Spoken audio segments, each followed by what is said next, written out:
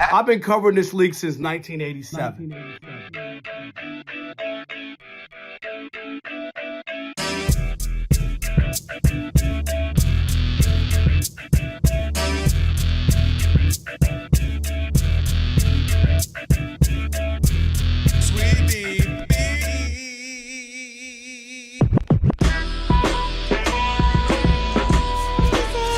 Can this sports writer and this sports fan share a radio show without driving each other crazy? Now, live from the Fox Sports Radio studios, here's Fox Sports Radio's Odd Couple, Rob Parker and Kelvin Washington. Password. Ack, a dack, dack, ack. Enter, brother. That's right. Come on in. With that password, you now have full access to this very fine radio program for the next 3 hours. Not 2, not 3, not 4. That's right. Not 5. Thank you, LeBron. No matter how you listen in, Fox Sports Radio, foxsportsradio.com, the iHeartRadio app, Sirius XM Channel 83. Wow. And now, We'll do it live on YouTube. Do it live. I'll write it and we'll do it live. That's right. Do it. Thank you, Bill. Say my name. Rob Parker. Say his name. Kelvin Washington. And we are indeed the odd couple. Rob Parker, Kelvin Washington on this Trash Talking Tuesday. That's right. Your chance to trash anyone, anything in the world of sports. We'll give you 30, 40 seconds, and we will not N-O-T interrupt you. And that's right. And it means that you'll need our phone number because we are, without question, the most listener-friendly national sports talk radio show on the planet. At least when people are still awake. Only. Sorry the about only that, time Ben. it counts. I'm sorry. Ben has a lot of listeners. He got a lot of seniority, too. He's been here 48 years or It's something. amazing. Unbelievable. All right, write it down. Commit it to memory. 877-99 on Fox. For you laymen who can't figure out letters and numbers, it's 877-996-6369. It's not trigonometry. It's not trigonometry. And if you hear feedback on the line, it's all your fault. It means only one thing. You forgot to turn down the radio. And if you call in here and have a problem with what we say to you, tough, because... Well, I'm talking to you the way I want to talk to you. Do you have a problem? Turn off your station. That's right. And with all that said, always remember... Sweetie Beatty, Trash Talking Tuesday, yeah. All right, let's go. Big show. Let me welcome in my co-host. He is...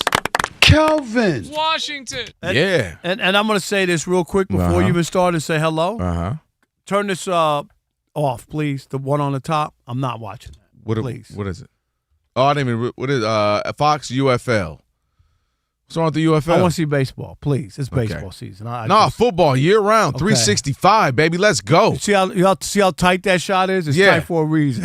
Come on, man. Yeah, and every cameraman knows. You know Even that. if it's two people, Right, tight just shot. show the two and forward. All right. You don't like What's Dawkins, happening? number 10? I'm good. All right. Good. What's up? Yeah, I don't even know who that is. I don't know who that fake. That ref might get hired, though. The way the refs Look are at going. that. I see. We got shot to Starbucks in the building. We'll talk about that in just a little bit. But, yeah, you can see, for those of you who are on the tube of you can see we got Starbucks, brought us a bunch of refreshers, which I was already up on the refreshers beforehand. They're delicious, but now they've added some caffeine. So, yeah, shout out to Starbucks taking care of us. Refreshers, very nice. Yeah, fresh. Got the passion fruits One and has my strawberries. name on it. Yeah, which one you going for? The one, I don't know. I'm not sure yet. The one, I think don't go for the one I'm looking at. And you looking at it right now. that one? Don't do that. Okay. I think we got more in the fridge, so we don't have to fight for it. It's all good. Trash All right. Talking Tuesday, man. Looking forward to it. We got a lot to get to, man. And next hour, even before Trash Talking Tuesday, I got to trash somebody. Or that's actually third hour. Third hour, I'm trashing somebody. All I'm going to say was a baby oil night for me. That's all I'm going to say. Well, you know what? When is it not? Well, this was a special one. Okay, all right. Okay. Just make, There are some special nights, I got you know what I'm saying? I got you. Okay, I just got want you. to know. All right. No dollar store general. Exactly. I want the good stuff.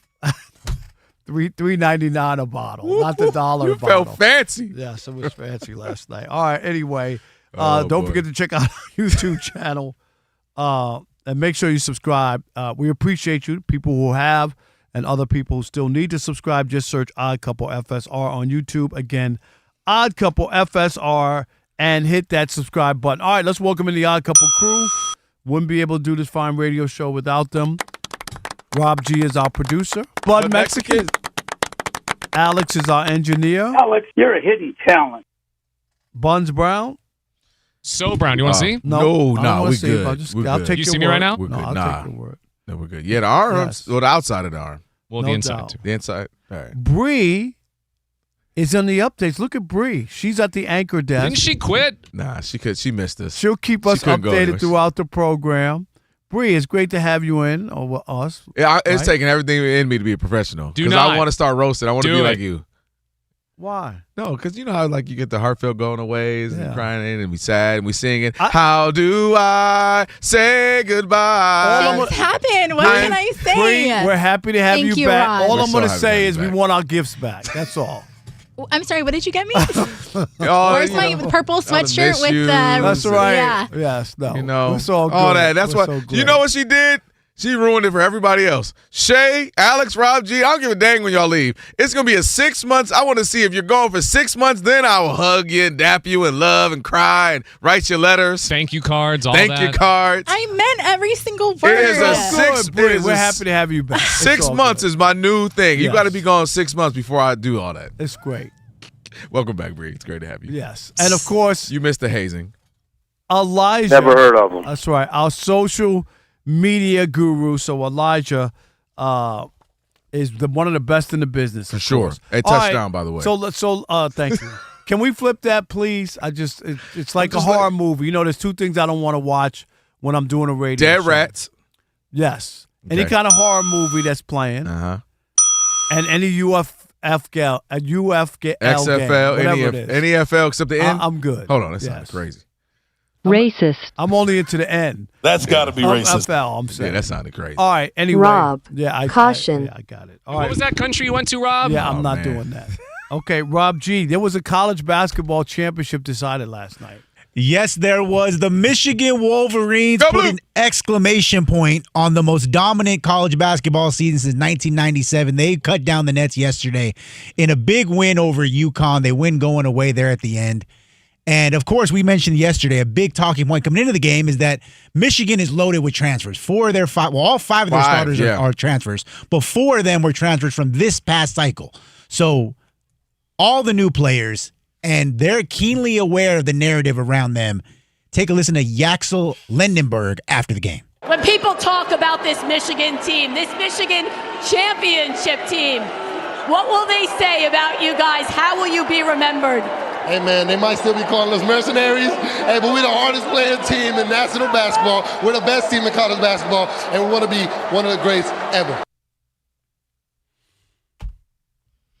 Well, I mean, they absolutely proved that. They are the best team in college basketball this year. They are the best team this season. And one of, for them, they're going to be champions forever. And for somebody like me who grew up in Ann Arbor, it was awesome to see. They You kind of didn't have the same feel, though, for it. no, they exercise. Well, hey, I'm a little older, so when you're when you're but 12, 13, the Fab Five is a whole still was different a little thing. different, though. Could you admit that? Yeah, that's what I'm getting to. So that's the difference.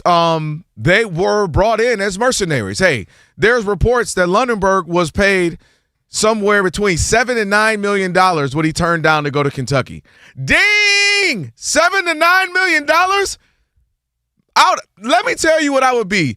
I would be a 7th-year senior if I could mess around and make that kind of money and stick around and go to another school. But it is an amazing feeling for them. It's amazing for the school. It's amazing for people who love Michigan. But when we're having this conversation of kind of what will more enduring, more long-lasting, and that's where we talk about the Fab Five. And it's just for a couple of reasons. Number one, the Fab Five had a connection to the state of Michigan. Half of their starting lineup was from Michigan. Chris Webber, you had Jalen Rose. Down the road in Chicago was Juwan Howard. A couple other, you had Texas in there as well. That was a huge thing, right? You got the best player in all of high school, Chris Webber, stays home and goes to Michigan. So that made it a big deal, as well as one of the best players in all the country in Jalen Rose. You know this because you interviewed him, hung around him. Perry Watson was a high school at Southwestern. He was a big-time high school coach who they brought to Michigan. So there's a lot of connection to the local, to city, to Detroit. And then also, you grew with the Fab Five, right? They were freshmen. They were the fabulous five, these Fab Five freshmen.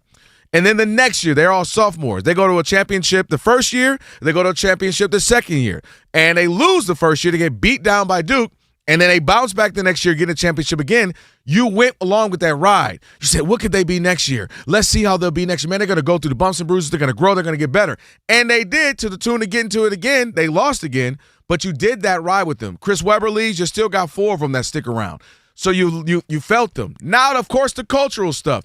Bringing hip-hop to a whole different level with it. The baggy shorts, the black shoes, the black socks, the bald heads, the way they were themselves, the way they, it brought up cultural conversations because some people called them hoodlums and thugs. Other people totally understand and appreciate. These are just some young black kids in America having a great time, some of the best years of their life.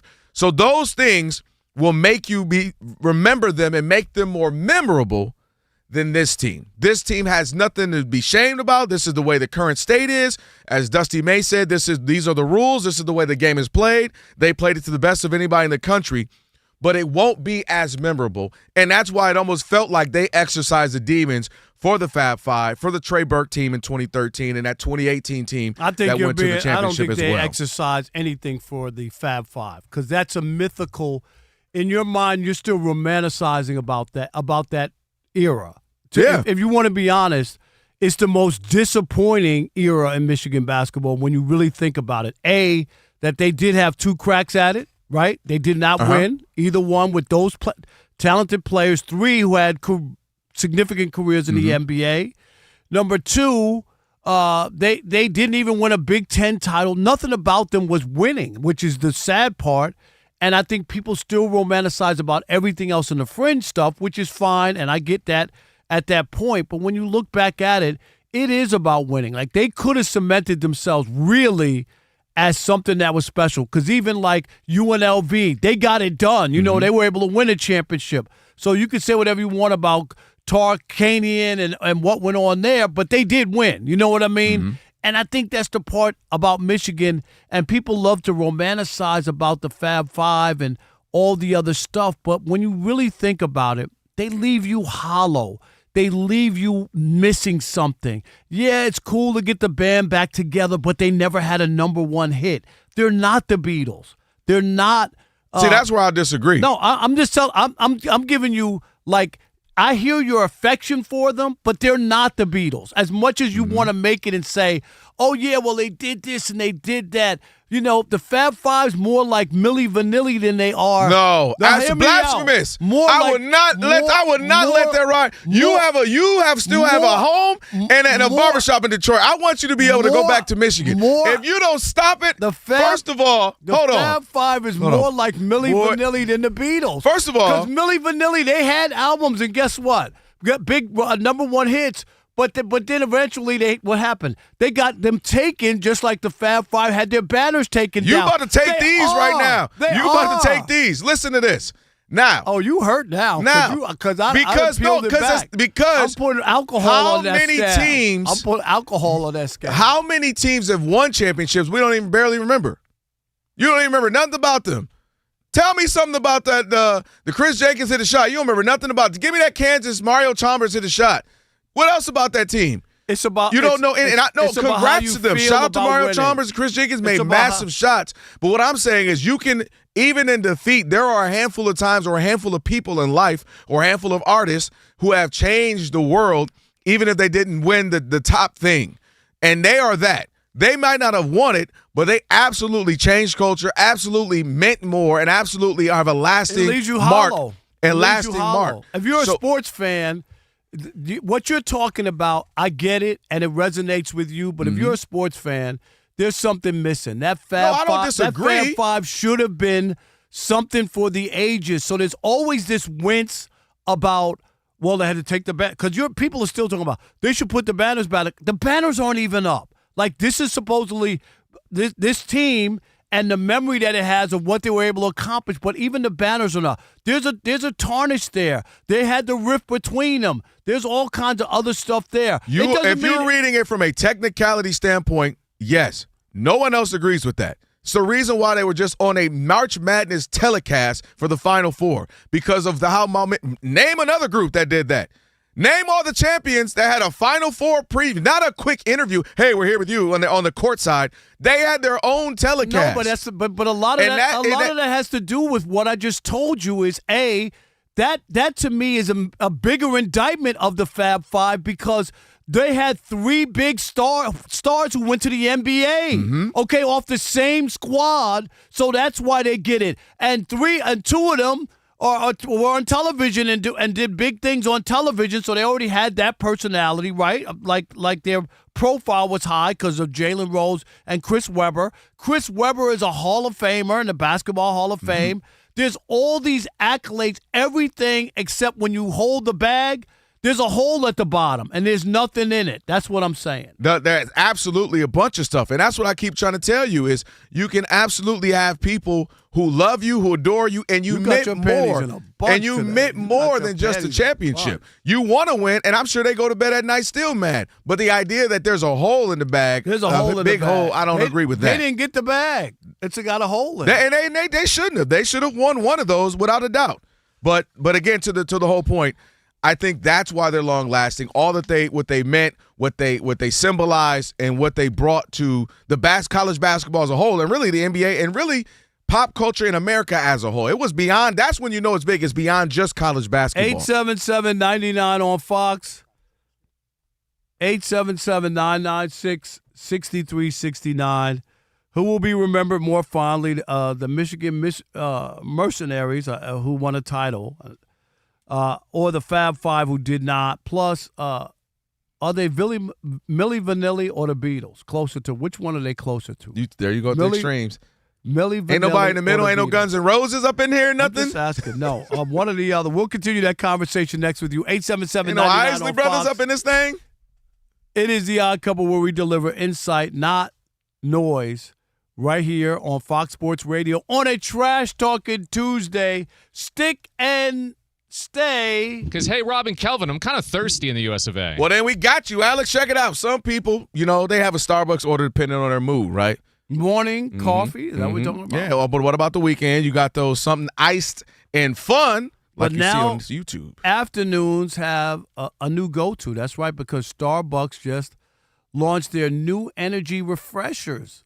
They really do hit the spot in the afternoon, especially before we host the radio show right here. And we got to talk about the flavors. The Starbucks refresher flavors, they're for everybody, and everyone loves them, like the strawberry acai, pink drink, dragon drink, and now with an added boost of caffeine and B vitamins. I need that because I get up at 3-something in the morning.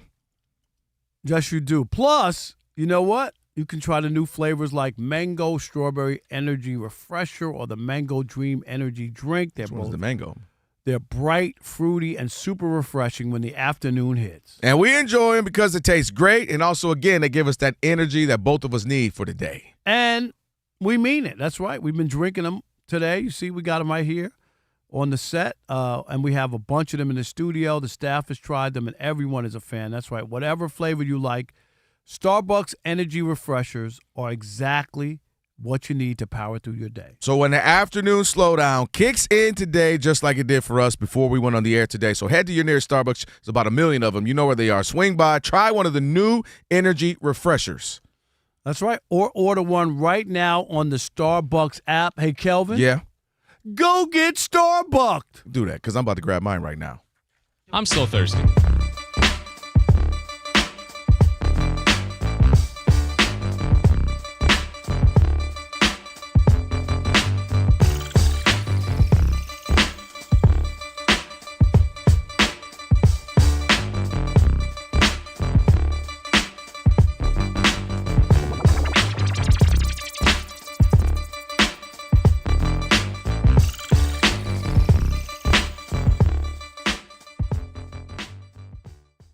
Speaking of NCAA, we got 2 champions who went at it, Rob G, on towards the end of our show on Friday. Some smoke.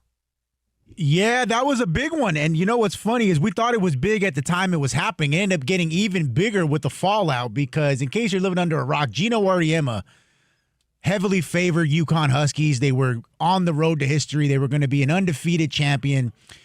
Got spanked by Don Staley and the South Carolina Gamecocks in the Final Four. Late in that game, as the final seconds are ticking away, Gino Auriemma goes up to Dawn Staley to shake her hand and is barking at her incessantly. They get into each other's face there for a second, and we don't know exactly what it was, right? We find out afterwards, because Gino told us, that he was mad at Staley for not coming and shaking his hand at midcourt before the game, among one thing. He said that she was ranting and raving throughout the game as part of another. And last but not least, that her team, the Gamecocks, were beating up his players to a point that one of his players had her jersey ripped by the opposition. The problem is that we have cameras these days, and everything is recorded. There is video evidence of Dawn Staley shaking his hand before the game. It wasn't at center court, but Right. she shook his hand. There is video evidence of the UConn player. She did too. Yep, the UConn player tearing her own jersey out of frustration. Very clear. She's isolated. You saw the video. I was so confused. We were on isolated, the air, and it's just her walking. She got fouled. She kept rolling towards the front row, and she's kind of had her own moment. It was like, And it was real bad, so much so he had to put out a statement apologizing for the whole thing, saying, quote, "I want to apologize to the staff and the team of South Carolina. It was uncalled for how I reacted. The story should be how well South Carolina played, and I don't want my actions to detract from that. I've had a great relationship with their staff, and I sincerely want to apologize to them." That was, Gino, terrible apology. Terrible apology. You know why? Why did he mention her name? He didn't mention Dawn Staley's name in that the staff and all that. Why not? Why? But he still hasn't. Why not mention her? He didn't do that to the staff. He did it to her. Mention her name first. So, again, we were doing the show. I saw it. I was like, dude, what a sore loser. There's no Gino. You know how much winning this guy's done? I know they haven't won national championships of late because other people have been to the party and new people have been winning. But he's won his share. How many national championships did he have? What was that, 8? Something like that? No, I don't even. I think I got to use one of my toes to count. Yeah, I don't even know.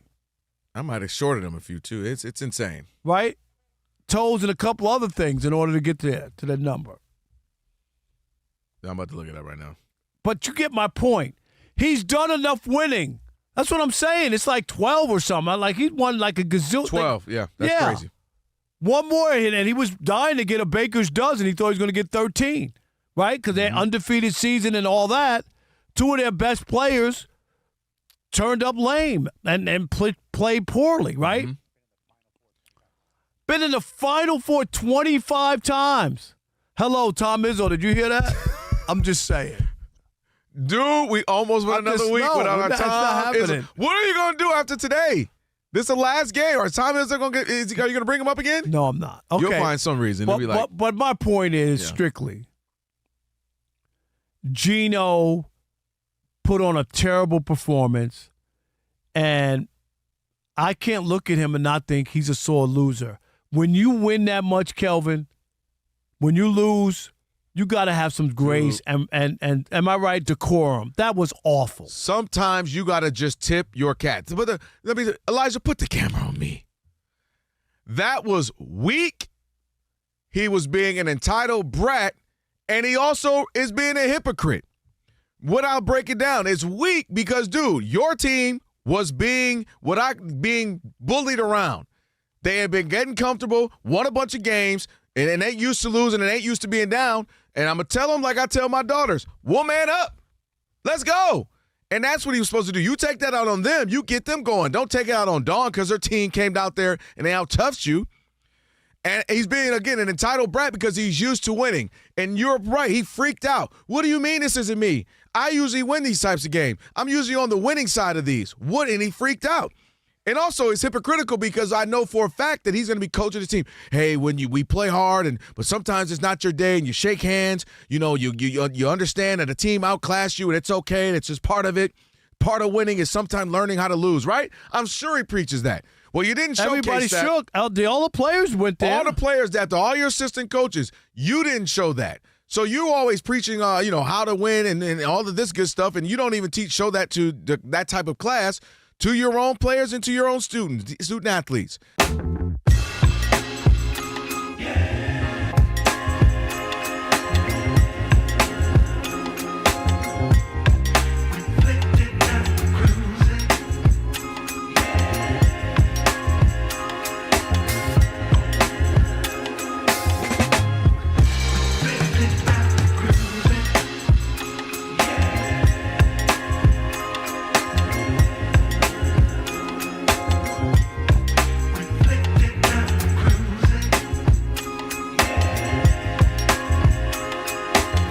Fox Sports Radio, The Odd Couple, Rob Parker, Kelvin Washington. Trash Talking Tuesday. Ephraim Salam coming up in a few minutes. Chop it up with him.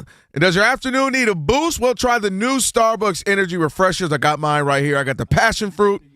The Starbucks refreshers that you love now with an added boost of caffeine to power your afternoon and get your favorite flavor, or try the new Mango Strawberry Energy Refresher or Mango Dream Energy Drink. Get the new energy refreshers at Starbucks today, or order one right now. But you got to have the Starbucks app. I got the Starbucks app. I got my passion fruit refresher here. All right, 877-99 on Fox taking calls. Let's get as many as we can. The Mercenaries champions who got it done, blew everybody out along the way except for last night. Or the Fab Five, or maybe some other team more memorable when it comes to Michigan. 877-99 on Fox. Joseph in Houston, you're on the Odd Couple Fox Sports Radio. What's up, Joseph? Hey, how you doing, Rob? Doing great. Hey, man, how you gonna call them mercenaries, man? When it was a fresh and one and done, everybody didn't like it, but that's the last step we in now. Basketball has changed as they football with NIL. They're getting paid. They came in, they won, they did it the right way. This city go Blue Day. Right, but they call themselves mercenaries. They know what they are. He referenced it. Lunenburg referenced it. They did. He got paid $7 million, right? It's okay. I'm not. He did, but it's okay. They all getting paid. Yeah. But it should be a Michigan celebration day. Rob, you got a house, you got a barber shop, you got a lot of business. I'm trying to tell him. Come on now, I'm trying to tell him it's that. All good. And It's I know all he good. I know he got a boo in the 313. Yes, I know you got a boo. Thank you. Man, I'm back in town. Oh my gosh, where you want to meet? Eric in Austin, Texas. You're on the Odd Couple Fox Meet at the Sports Radio. Riverwalk. What's up? What's up, Rob? What's up, Kelvin? How you guys doing? What up? What's up, buddy? Hey, first of all, Kelvin, go blue all day. You already know. We're the champs. Yes, sir. I'm proud yes, sir, to be a Michigan. I'm sorry. No, you're good. You're good. You're good. Hail to the victors. Rob, I hear your point about the mercenaries. I do. But I got to push back on the notion that, like, the Fab Five aren't remembered or aren't immortalized in our eyes. Listen, they transcended college basketball. Like, that team, that era, yeah, they didn't win it all, but they transcended college basketball for that time. They didn't win anything. I'm trying to say you, Eric, no. Rob. No, hold on, wait. Hold on, Wait a minute. Let me say this to you.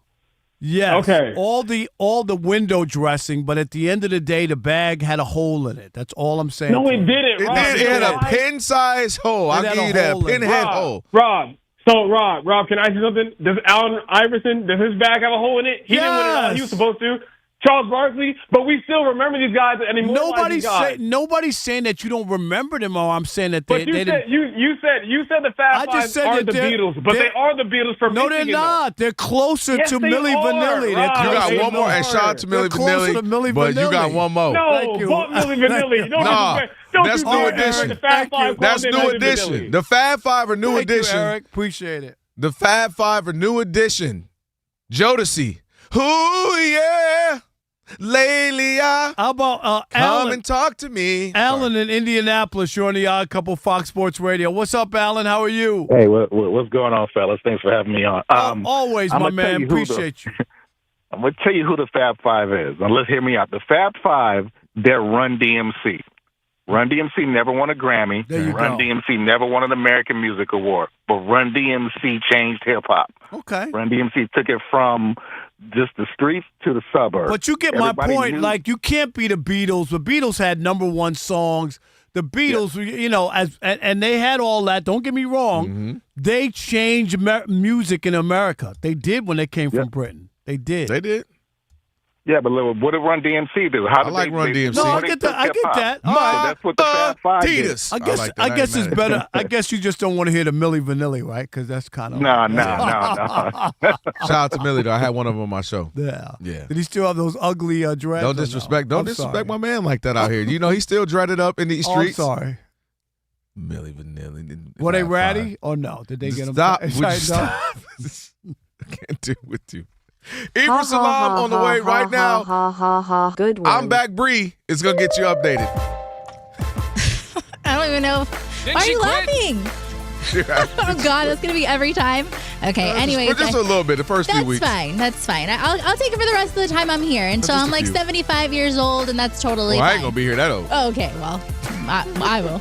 All right, so staying in college basketball world, new UNC men's basketball coach Michael Malone will get a 6-year, $50 million contract from the school. The annual salary of more than $8.3 million is reportedly the second highest in all of college basketball. How much does his girlfriend get? Oh, I'm sorry. I would say like half of it. She'll get half of it for like Botox and facials and all the fun stuff. Just saying. Bill Self is leading the way. He has $8.8 million in his salary. So going back to baseball world, the Guardians walked it off against the Royals 2-1. The Orioles got a 4-2 win over the White Sox thanks to a tie-breaking 2-run homer by Gunnar Henderson in the 8th inning. The Mets have won 4 straight thanks to a walk-off single by Ronnie Mauricio, his first at-bat of the season. In the bottom of the 10th inning, 4-3 over the Diamondbacks. Other baseball scores, the Cubs are outscoring the Rays 4-0, top of the 4th inning. Just headed to the top of the 5th, the Marlins are beating the Reds 2-0. Still scoreless between the Padres and Pirates, middle of the 4th inning there. And in the NBA, let's see, the Wizards are losing to the Bulls 26-13. 3.5 minutes left to go in the first quarter. Anthony Davis will not return this season. He hasn't played since early January. I think he tore a ligament in his left hand. And then the Timberwolves are beating the Pacers 29-16. 2.5 minutes left to go in the first quarter. Minnesota can clinch a playoff spot with a win and a Suns loss. Phoenix will host the Rockets later on this evening. And in hockey, the Panthers are on top of the Canadiens 1-0. 5.5 minutes left to go in the first period. Back to you guys. Thank you, Bree. Odd couple, Rob and Kelvin on the Trash Talking Tuesday. Your tie rack play of the day coming up in a little bit. Shekel City as well. Right now, we're joined by Ephraim Salaam, former NFL offensive lineman. Fox Sports Radio weekends as well. Ephraim Salaam, if you want to follow him on X. E, what up, man? What's up, brothers? How y'all doing, man? We're doing great, All man, good? on this Trash Talking Tuesday. You were knee deep in the sports then, and the just the culture. What was Fab Five like for you? Rob said they got a hole in the back because they didn't win none. He said they were Milli Vanilli. I said they're closer to Milli Vanilli than they are to Beatles. I said they're at least New Edition. Come on, stop it. There's New Edition. No, look, Fab Five changed everything in terms of the culture for us in basketball, right?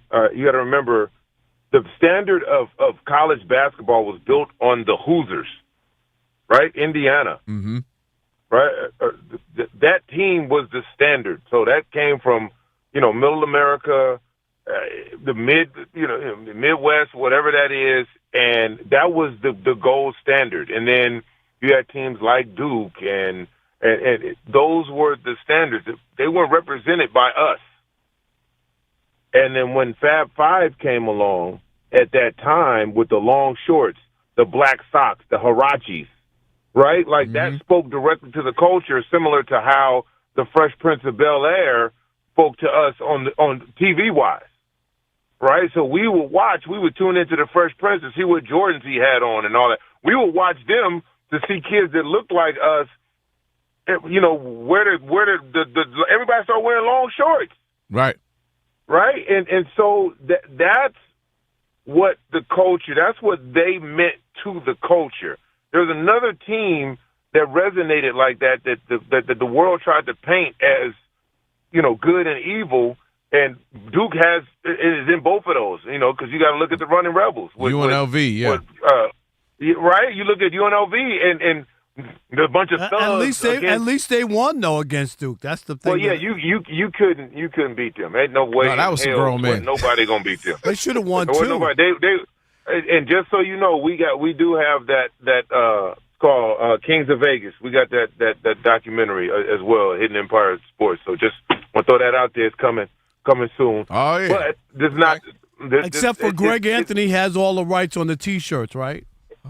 But all of the guys are partners in the doc, and it's a beautiful thing. But I say that to say that's what it meant to the culture, to see the Fab Five. Freshman players weren't playing like that. Nobody on the planet Earth was starting 5 freshmen.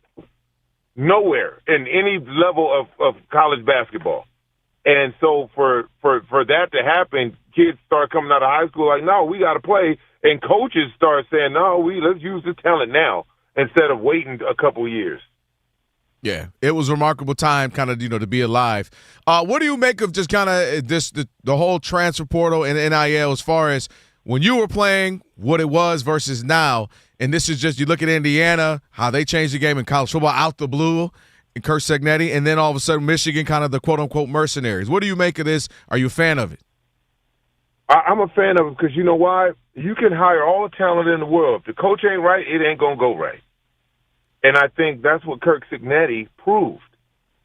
The man said at his press conference, Google me. He did say I that. win everywhere I go. I don't care what you talking about or who. You got to remember, Indiana didn't have any 5-star recruits. Though most of those kids No, they had 30-year-olds. That was the difference. They came from James Madison.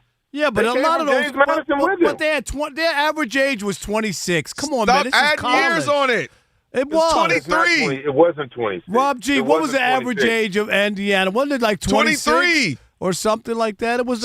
Stop saying Ephraim. he's man went to high school with you. You know what? The average age. The average age of the Green Bay Packers is 25. Keep telling him it's 23. It was 23. Like it's just like the Packers, a pro team. So you had a bunch of kids who stayed in school the whole time together to win a national championship and go undefeated. I don't see the You problem could have with it with that. I don't have a problem either. It's the system, but you can't tell me that you can wrap your arms around it. That Michigan championship was hollow last night. So much so, I called one of my friends this morning, texted him, and guess what? I forgot to even – he went to Michigan, my friend Marcel. I forgot to congratulate him. He had to ask me nothing. I don't get anything about the championship last night. Wait a minute. And That just shows that's your friend, kind of friend you are. No, You didn't say congrats to him. But Ephraim, that's how it felt. Do you know what I mean? Like, I know they won. No, it's not true, Rob. You know how many texts I got? You know how many texts I got? Listen to me. Okay. Rob, listen. Yes, listen. I'm listening. Think about it like this. Duke has had a phenomenal freshman class for the last couple years. Why do they keep stalling out? And I'll tell you why. Because they're 18, 19-year-old kids. So when these moments become big and you got to hone in, older teams take advantage of that, right? They play freer. Think about this for 1 second. And I said this last year when Duke got eliminated. I said, if Cooper Flagg and Knipple and the other kid who left, if they decided we're going to stay, we're already making $5-6 million a year, we're going to stay and team up with the Boozers, who they already knew were coming, and win a national championship, now you have action. The same thing is going to happen to Duke this year again. Their best young players are going to leave again after 1 year. And they're going to be in the same position this year as they were last year, as they will be next year. That's the problem. When those blue chip athletes come in for 1 year and leave, no freshman, who's winning the national championship? Like there's no Camelos going on anymore, right? Because these teams that they're playing are guys who stayed in college for 3-4 years. That's the problem. And there's no problem at all to me. Those guys are making good money. Most of them won't pan out in the NBA. So why not take advantage of college athletes? And look, I don't have an argument of those guys. You know that. That's not my argument. I'm just saying. But you get what I'm saying, though, right? Like, I'm with that. Imagine if Duke retained their freshmen. Imagine how good they'd be next year. Or if they had a good coach. But that's another story. I'm just saying. Their coach is good, man. No, he's spicy today. You just what do you mean? That the last two you say he's good. He's a good recruiter. He's more like Coach Cal is more like him. That's what they got to do. I just hope it makes sense that the landscape has changed, so your approach has to change. You have to be able to retain talent. That's the most important thing. And that's what I keep saying when we have these conversations. That was how we started our March Madness a couple of weeks ago. I said none of these diaper dandy guys are going to win. It's going to be these older, mature, physically already at their peak guys. And one more real quick. Oh, go ahead. Go ahead. Well, I was going to say they didn't even win a game. Right. Like, what? Okay. And he's the highest paid player in college basketball. Yeah, because he was out there just doing it himself. But if he had a team that he had grown with, we had some bumps and bruises with, they would have been able to do that. Real quick, get you out of here. You're a Laker fan. Bad couple of days, 2-3 days. You heard of Luka, then you heard Austin Reeves. Where are you now with going into the playoffs here soon? I'm depressed, man. Okay, I'm depressed. And it will be an early exit, especially those guys don't come back. It's just not, we had something going. We were streaking. We were a team that was a formidable foe. Our our rating was better. Now it's a wrap, man. You can't, on any team in NBA, if you take their top 2 players off the team, it's the same outcome. It's the same outcome. Yeah, it's going to be rough. It's the same outcome. So it's no different just because it's my team. I'm going to be honest. It's over. It's a first-round exit. All right. There you go. There you have it, E, man. Appreciate it as always. Absolutely, brothers. All right. No doubt. Maybe Luka can make a, miraculous comeback. You never know. All right. You got your Tire Rack play of the day, plus Shekel City on the way as well. We'll get to that in just a moment. It is your boys, Rob and Kelvin, the Odd Couple, on a Trash Talking Tuesday, Fox Sports Radio.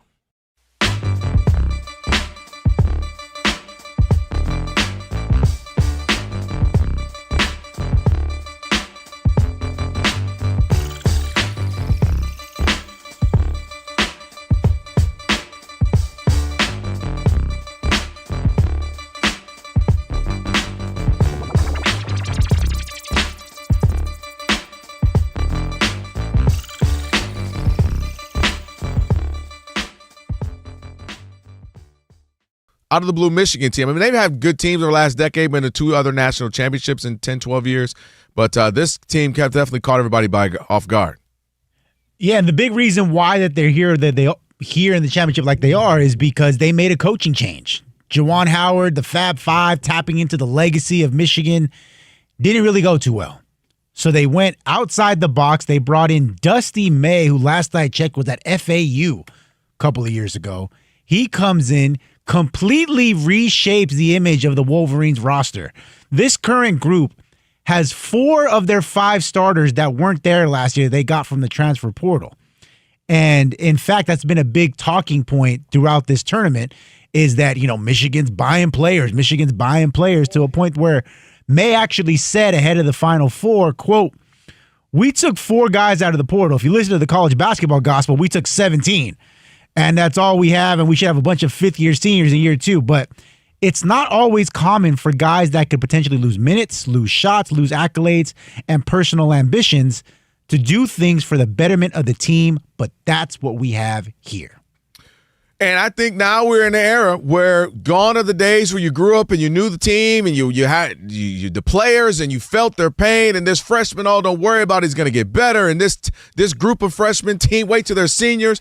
And we're past that at this point. And if Michigan were to win between them and Indiana winning football, Rob, I think we're in a completely different era of college sports where it is 1,000% officially like the NFL in that. It's about the name of the team more so than the names on the back of the jersey. It's the front of the jersey. What do you mean? In the NFL, you don't care about Patrick Mahomes? No, I mean, care about the players. But the NFL has built herself on the shield that it's not about superstars like in NBA. If Tom Brady leaves, dang it, the Patriots still are there. If so-and-so leaves, they weren't good for when Tom Brady No, I'm not first saying, left. no. Good players matter, but what I'm saying is the NFL built themselves up on the game, the teams, more so than an individual player.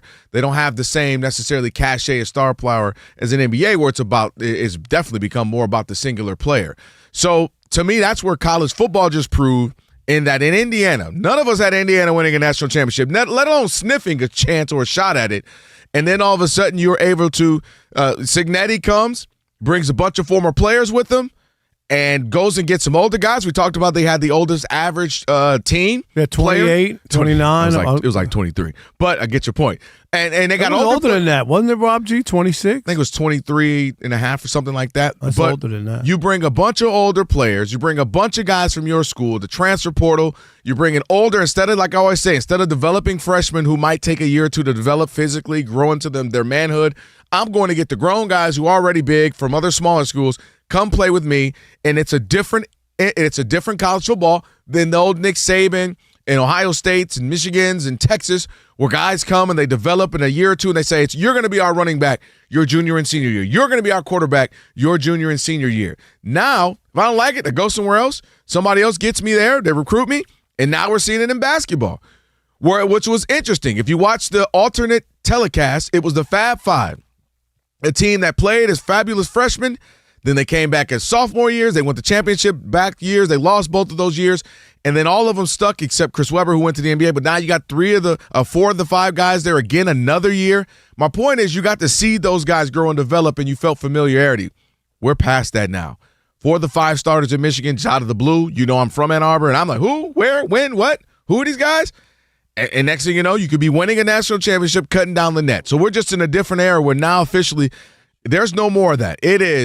This is why Dan Hurley is the last of the Mohicans in that sense. Dan Hurley is the last to kind of get guys, keep them around from these big programs because guys are bringing in a bunch of transfers, bringing a bunch of new guys, switching teams, doing this, buying guys. So I'm like, man, if Michigan wins, this is just you have Michigan winning in basketball, Indiana football, where this is the new model for college sports.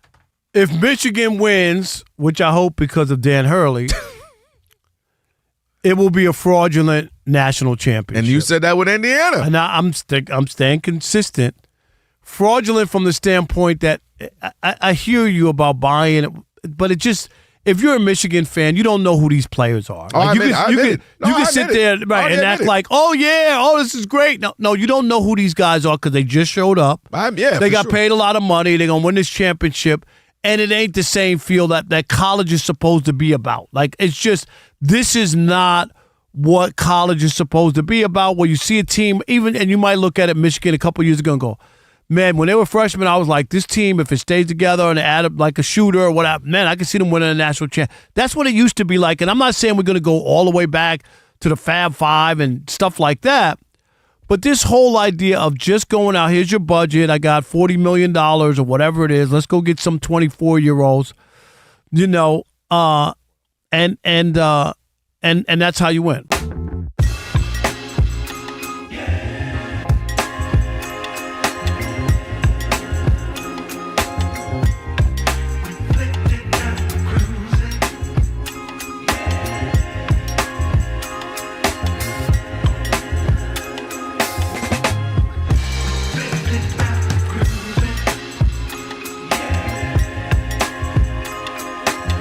Fox Sports Radio, The Odd Couple, Rob, Kelvin on the Trash Talking Tuesday. Shout out to Ephraim. Just joined us. Rob G will get that up on the podcast in a little bit. Appreciated him. Still got a lot coming up in the show next hour. Martin Weiss is going to join us, a Michigan alum. Wants to argue about some stuff with us. We'll do that. And then we also have Trash Talking Tuesday next hour. Aaron Torres, Fox Sports Radio weekend host of the Aaron Torres podcast, is going to join us the last hour. So we got a whole lot to get to throughout the rest of the show. Right now, it's time for your Tire Rack play of the day. Gale moves it up the floor. Gale, the lob to Murray in transition. Oh, the big man with a two-hand hammer floating to the rim to throw it down and stretch the Michigan lead to 7, 52-45. Westwood won on the call there. That is your Tire Rack play of the day, brought to you by Tire Rack. And for over 40 years, Tire Rack has been helping customers find the right tires for how, for what, and for where they drive. Ship fast and free. Backed by free road hazard protection with convenient installation options like mobile tire installation. They will come to you. TireRack.com. It is the way tire buying should be. All right, let's get to it. Shackle City. Welcome to Shackle City, the home base for Rob Parker's daily picks against the spread. All right, here we go. How'd you do? 2-1. All right. 99 and 68. Party like it's 31 games over 500. And Elijah gave me a new, you see the new, Where am I? Oh, is that you? In the MLB bro jersey? That's pretty nice. Thank you, Elijah. When you get in shape like that? I'm in shape. Elijah is doing the caricature, what I'm going to look like when I go to NABJ. Got you. He's in his broad profit shoulders, bag. flat stomach, all good. All right. Thank you, Elijah. Here we go. Well, we are going to Atlanta. You're gonna be acting up. No, I'll be ready for that. Here we go. Milwaukee -2.5. They are the best bet. In Brooklyn, taking on the Nets. Phoenix -1.5. They're hosting the Rockets. And the Clippers -11.5. They take on the Dallas Mavericks here in LA. So again, Clippers -11.5. Okay. Suns -1.5. And Milwaukee -2.5. And remember, I'm not telling you who to bet on. I'm telling you who I bet on. And again, 31 games over 500. I hit it so good today. I can pass the 100 correct mark after tonight. You could. What are you going to do? You do. Celebrate triple digits, 100. Oh, I'm celebrating already. I got a large Diet Coke. So yeah. So you went to El Pollo Loco. Okay. Can we get on with the show? You broke down and said, yeah, here's my 70 cents. No. It's got to be a part of the coupon for a kid's meal. Okay. And they asked me, they said, is it a little boy or a girl? And I said, yeah, that's right. You just pointed to some kid in the restaurant. Him. Yeah. They better not ask me if it's when you buy a kid's meal. They better not ask. Yeah, I mean, some people some places get serious about that. They say 12 and under. You ain't passing for 12. Maybe my kid is at school and I'm going to pick him up. They can't deny me. They say, why you drooling? Why your stomach growling? Why you look hungry? They'll ask me sometimes. I'm very particular. No, not that piece, that piece. How would you know what the kid want? I know what my kids want, all right? Real quick, Petty, you like it or not? Miguel Rojas came in to pitch. You and I were watching the Dodger blowout of the it was Blue petty. Jays. If I'm the Blue Jays, I'd be pissed. Yeah. The guy who hit the home run to save the Dodgers with the World Series. I get the Dodgers. They don't want to waste a pitcher in a 14-1 blowout. They got blowed out. They did get blowed out. My gosh, it ended up being 14-2 the final. Was it 14-2? Yeah, but I love it. I love it. You know I like a little petty in my sports, right? That's what we're here for. Rivalries. If you want these things, you want anytime they play each other, you want it to be some drama. Trust me, the Blue Jays took notice. You know what I mean? They ain't take notice this game so far. It's early. It's 2-0 Dodgers tonight, but I'm just saying, like, the whole idea that the guy who they let tie the game, like the ninth place hitter. No, that's putting salt in that wound. Exactly. Saying, let me rub it in. That is. I like that, though. You know what I mean? Because, again, I really mean this when I say this. Like, the reason why you get the 30 for 30 was in Miller time, because Reggie Miller and the Knicks going at it. And, what made part of the Last Dance, that whole segment against the Pistons. And you just need rivalries. I like that, man. And that's what's missing. Like, when you watch the NBA, I think the caliber of basketball has gotten so much better lately. I think the teams are extremely more competitive. Yeah, well, that's without a doubt. We're looking at one right now, the Pacers. How the Pacers go from an Achilles away from maybe winning the NBA Finals to 18 and 60. Pick. Right. Rob, 60 losses. You know how painful that is on the soul? Yeah, but Rick Carlisle, who's a good coach, great coach, already won a championship and going to another one. So he was good with the Pistons too. Yeah, no, Rick Carlisle was because Larry Brown replaced him. Yeah. This is a tank job. This is a tank job by them. And they're losing on purpose. Yeah, I know, but I'm just saying. Saying on your soul as a player, you're lacing them up, Rob G. 60 losses? Looks like about to be 61. But you think that Ivica Zubac was their big acquisition at the trade deadline. As soon as he showed up, oh, yeah, man, I think he's hurt. I think we got to rest him for 2 weeks. He came back. He has a great first half. I think he hits his head. Yeah. You know what? Good. We just want to be safe. I want you to be ready for next season. Take the rest of the year off. But you got to go They want him L's. for next year, right? Yo, he's nice. That's another one. That's the one that got away from the Lakers, and you know that. One of the all-timers. That's another one y'all let go. Somebody else needs to let it go. We'll tell you who. We are Buzzword.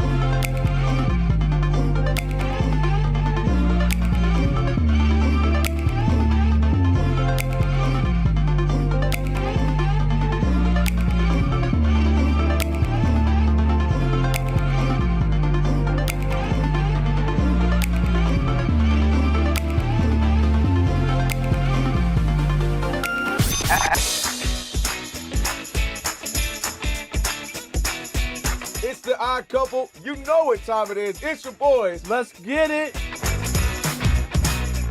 The Odd Couple is fun. Check. And informative. Check. What's up, America? You want to talk sports with 1.5 of the best-looking guys in the game? That game was incredible. You are wrong. You'll be king of the water cooler. What's it like working with Rob. Rob in his mind is like Chris Rock mixed with Richard Pryor, so I'm running out of fake laughs. Ha ha, Rob. Rob is very passionate. Son, you ain't ready for this. Well, I don't have BS in my game. I'm straightforward. I'm honest. You say Brady's the greatest quarterback of all time, but Eli Manning beat him twice. And, of course, it doesn't hurt that I'm right most of the time. Kelvin is the nice guy, wants to make everybody feel warm and fuzzy. You done? Let me tell you the truth. I bring the energy, a youthful energy. Rob's not gonna see this, is he? And I bring an honest opinion. Michael Jordan, I can't take it anymore. I need a break. I'm gonna go play baseball.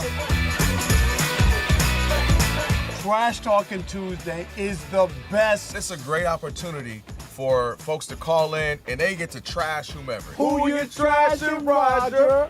I'm trashing LeBron James and Michael Jordan. Oh, okay. They can't even hold Wilt Chamberlain's shoes. Stop talking about the king like that. It's a new era. Let LeBron be the best, please. I only recognize one king in the United States, and that's Burger King. The connection with the Odd Couple audience is incredible. We really invite them in. And they can relate, whether it be things about our own personal lives or our takes on sports. Love you guys. You guys are killing it. Hey, we appreciate you. Thank you for rocking with your boys. They feel like it's just my guys, just my friends, and they join right in on the show. We talk with the listeners, not at them. Obviously, you can listen to us live, but you can still check out the podcast. You can check out our YouTube. You can check us out on social media. So in any way you want to get it, you can get it. Yes. There's some yelling. It is some hot takes. It's a whole lot of fun. I'll give you that. It is fun.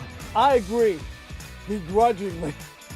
The Odd Couple. Sports talk that's too good and too fun.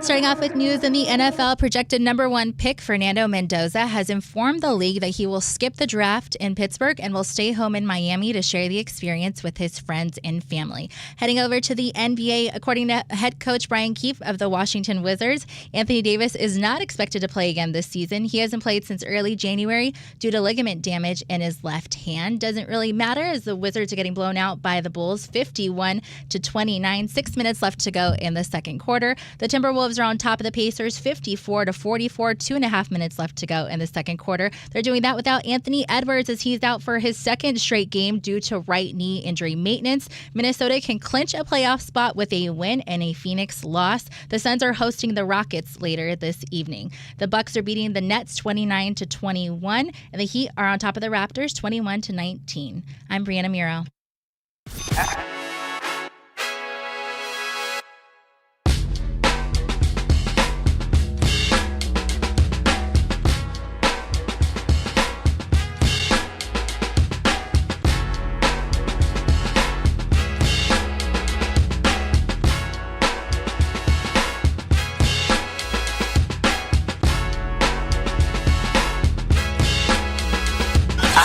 Can this sports writer and this sports fan share a radio show without driving each other crazy? Now, live from the Fox Sports Radio studios, here's Fox Sports Radio's Odd Couple, Rob Parker and Kelvin Washington.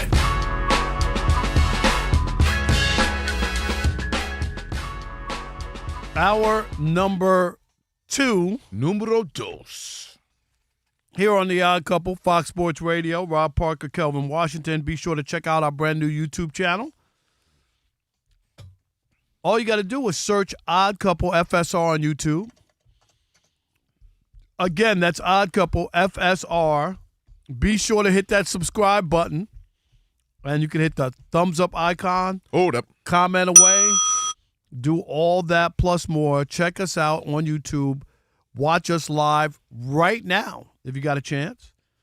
So check us out, YouTube. Just search Odd Couple FSR and subscribe.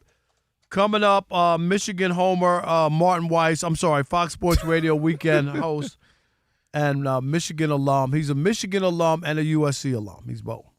Well, But- I mean, let me see your shirt. Turn around. You got any name of your colleges on today? No, just. Oh, that's dope. I didn't realize.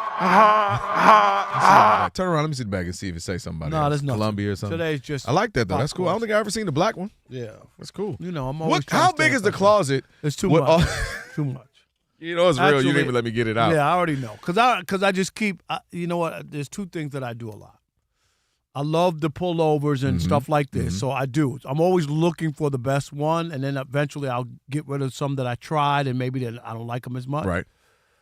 And sweatpants. I'm always looking for the perfect Man, I pair of ain't mad at that. sweatpants. So I'll see them, buy them, and I got to stop myself because I'm like, I already got 3 pair of black sweatpants. Right. I don't need any more. But I look I- at them and I'm like, well, I could get these tailored. They're real soft, and I'll think about it. You know what I mean? And I'm then not if I mad at like that. them, then another pair has to go. You know, so I'm not keeping 3. Listen, I could never wear jeans again and be okay. I mean, obviously going out I have to, but like going out like a night out. But I could never wear jeans again and be okay. I'm with you on that. I am in my full Sopranos velour suit era. All the time? Because you know what it is too, and you'll appreciate it. I have to wear suits every day. No. So guess. like to just throw on something that's chill, Right. like a Nike sweatsuit or something, Jordan sweat. That if I could be in that, that's all I would do. I got you. And as kids Why are too. you lying? We have YouTube evidence of you. I got to come in with the hat that matched the jacket, that matched the shoes, that matched the pants. You ain't not wearing not a single sweatsuit. Rob, does he wear sweatsuits on the show? Yes, you've seen me wear sweatsuits. Once or twice, not that often. You got something. You know what? Okay. All right, what do you got, Okay, Rob we up for G? now. I know it's up from here on out. If you got all the sweatsuits, sponsor your boy. Send me the sweatsuits. Hey, you trying to take over Rich Davis's role? Because Rich Davis wears some sweatpants. You could be him. But you know He wears sweatpants every he day. does what then he? But then again, he does jean and t-shirt. Now Cavino is gonna give you a nice jacket and some jeans. He really is.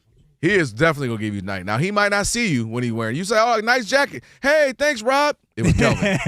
That boy can't see nothing. He really He can't. got to work on that. All right, I got some YouTubians weighing in on some of these topics here. Speaking of Kelvin, this is a great one. D-Dub says, Kelvin over here talking about Michigan and the Fab Five, and he got an LA Dodgers shirt on. Ball team, go Tigers. Huh? See, that's terrible. Dodgers up 2-0, by the way. He gonna be big man when I'm sitting on the desk like, hey, in LA and the Dodgers this. As Rob, Get 'em. don't be hating on the Fab Five. You might get pimp slap if you return back to Detroit. I go to Detroit all the time. I have a house there. I have a barber shop that's been open for 24 years. When you land, does it boo, boo? Does they start when you land? Nah, they still love me there. They love you. Because I've spent 20 years there, and I represent the city always. I've never acted like, that's true. You know, Detroit I is get that. like not a part of my life. I get that. Big time. I got married there. I bought a house there my whole life. Got a barber shop there. Got a Still got a house barbershop. there. Yeah. Still got one. Used to have them backyard parties we can't talk about. Legendary. They call Rob the Black Hef. We do have pictures. Okay. All right. Did they fax any information up from there when you No, Rob? No faxes? No, Okay. they hit up Kinko's. Yeah, we got Naren says, LOL, changing the culture. I didn't know they hung banners for changing culture. It says right up there, culture changers. Culture changer. 1992, 93. And guess what? They took that one down, too. Dang, it is in the closet somewhere. Ain't that a blip? Ed Martin. They had to take it down for Ed Martin. Hey, don't do that. Don't do that. How do I know Ed Martin's name, right? Just think about that. You know Ed Martin's name with the Fab Five. That's how you know you spent time in Michigan. Exactly. You know Ed Martin's name. All right. Rob G, too, another thing we got to talk about, speaking of basketball, but this version is the NBA. The chaos that is the Bucks. Yeah. Speaking of changing culture, Giannis sounds like he want a culture shift in Milwaukee if he's going to stay. Now, Giannis, the will he or won't he request the trade has taken yet another turn. On the same day that ESPN does a full expose on, what's going on in Milwaukee, how unsatisfied he is with the front office, how Doc Rivers is over here saying blasphemous stuff at team meetings. Coincidentally, we'll get into that later, Giannis did a exclusive interview with the Milwaukee Journal-Sentinel. I like him already. Give the hometown Good on people, you know what I mean? Mm-hmm. Like, seriously, that's who he should be giving an exclusive story to, not to a national outlet. And I'm dead serious. While we're at I it, appreciate kudos that. to Lori Nickel for getting the exclusive. Yes. We'll put the name for on the it. local paper, Yep. right? Yes, I like that. And during the conversation, Lori asked Giannis if he saw a path for himself to come back and stay in Milwaukee. To Giannis's credit, answered quickly without hesitation, 100% yes. Yes. And he goes on and says later, I want to be here. I want to be with my team. I want to win here again. This is my home. I spent more years here than I did in Greece. It is my home. I want to help the community with my wife and my brothers. As long as it's great organized basketball and the team's willing to play selfless basketball, chase the same goal that's bigger than themselves, I will be here. And I've told you time and time again, he ain't going nowhere. I've said this to you because he's a different guy. And if he really wanted out of there, and I know people have come up with, I remember, what was it, the year that they got swept by Miami, and Miami wound up going to the championship that year. What year was that? Was that in the bubble? Was that in the? That was in the bubble, right? Because it was the second time they went. Right. 22. Mm-hmm. Okay. And everybody, that was when everybody said that you should go to Miami. You remember that? Like, go to Miami and blah blah blah blah blah, and don't stay in Milwaukee. And he signed an extension. You're dumb. You're crazy, whatever. You'll never win. Everybody pointed a finger at you. You'll never win in Milwaukee. And guess what? He wound up winning a championship. Mm-hmm. He's a made man. He's comfortable. He's not. I don't see him as trying to be a ring chaser. He's never going to be the greatest, considered the greatest of all. You know what I mean? Uh-huh. None of that's on the table for him. So, and they did. They've done everything that they asked him. They went and got Damian Lillard and gave up everything that they could, right, to bring him in. They did it, and they got Drew Holiday for him. Like, they've gone out and said, hey, what do you need? What are we trying to do here? And even when that conversation about going to the Knicks and all that, I don't feel that with him. I really believe, even though, maybe the outside people and maybe some tweets that people read into, if he really didn't want to be there, it just take 2 seconds. Because if you're the front office and you're the general manager, ownership, and he says, I don't want to be here anymore, that dude won you a championship. He's amazing. Like, even the people there got to respect that, and you don't want to do that to somebody who doesn't really want to be there anymore. Well, they said it. Shams reported that they had some meeting or gentleman agreement a couple of years back where they basically said, look, if there's a point when they did his extension, it's 23, I believe it was, they said, hey, look, when if it gets to the point where let us know. We'll do what's best for you. You, like you said, won us a ring. You've been great to us. So, and that happens in sports, which I think is pretty cool. But this is why, Rob, and I don't think you're wrong, but you're wrong. Okay. What I mean is, I think he didn't want to leave, but I think what he wants is it to be perfect. I want to have this player, this coach, this thing, these guys, these backup guys off the bench, this system. They got to work hard like me, and that's just not sports. And so what happens is, when he looks up and it's not happening the way he wants, then he starts hinting at stuff. I don't want Adrian Griffin, who was performing well as a coach. I want Doc Rivers. We'll get into that next hour, how that's been going. And now, okay, but this isn't working. I want Damian Lillard. Well, the conversation where they can't work together. Something's going on. They got a little rift there. We don't know what's up. So It seems like it keeps being something that he's not happy about, and then he hints and he says things and he insinuates things, then he pulls his hand back, right? And that's the issue I have with it. It's okay to want to leave. You've earned it because everything you just said. He is a made man. He has given it his all. He has been there so long. He has brought joy to the city. It's okay. And what happens, Rob, you know this. Anybody watching on YouTube, listening on the air, when you stay in a relationship that is starting to get a little weird, you starting to look out the door, he's looking out the door, she's looking out the door, they're looking out the door, it gets weird. It's almost become to the point where it becomes it can't fix it. And I think they've gotten to a point where their philosophies and their foundation changes.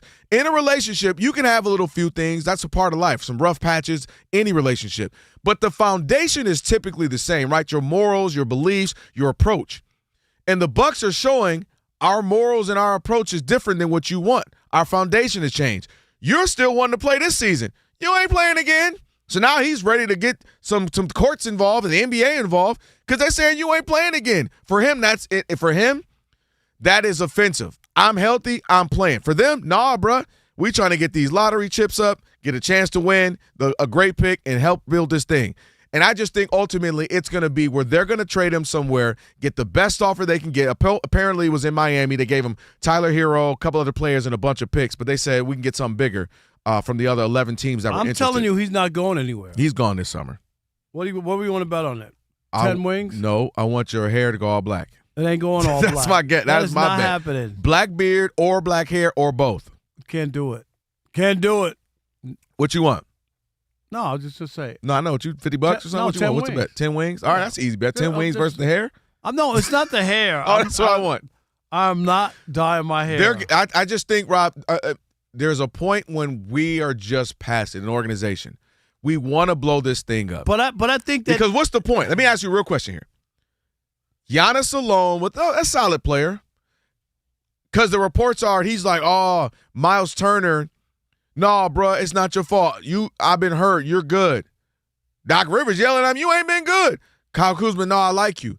My question is, a similar type of team with a healthy Giannis, are they doing anything realistically? No, but again. But he wants to win. I'm only saying that because I get what you're saying. He's made man. He has my obsession with winning, my obsession. Yeah, but he literally said this. But that's good. He should want to win. He ain't winning with that, is what I'm saying. Under any circumstances, like that's how you should play, though. When you're I playing, agree. You're not trying to like play out your contract. You're a young guy. You're like he's not old.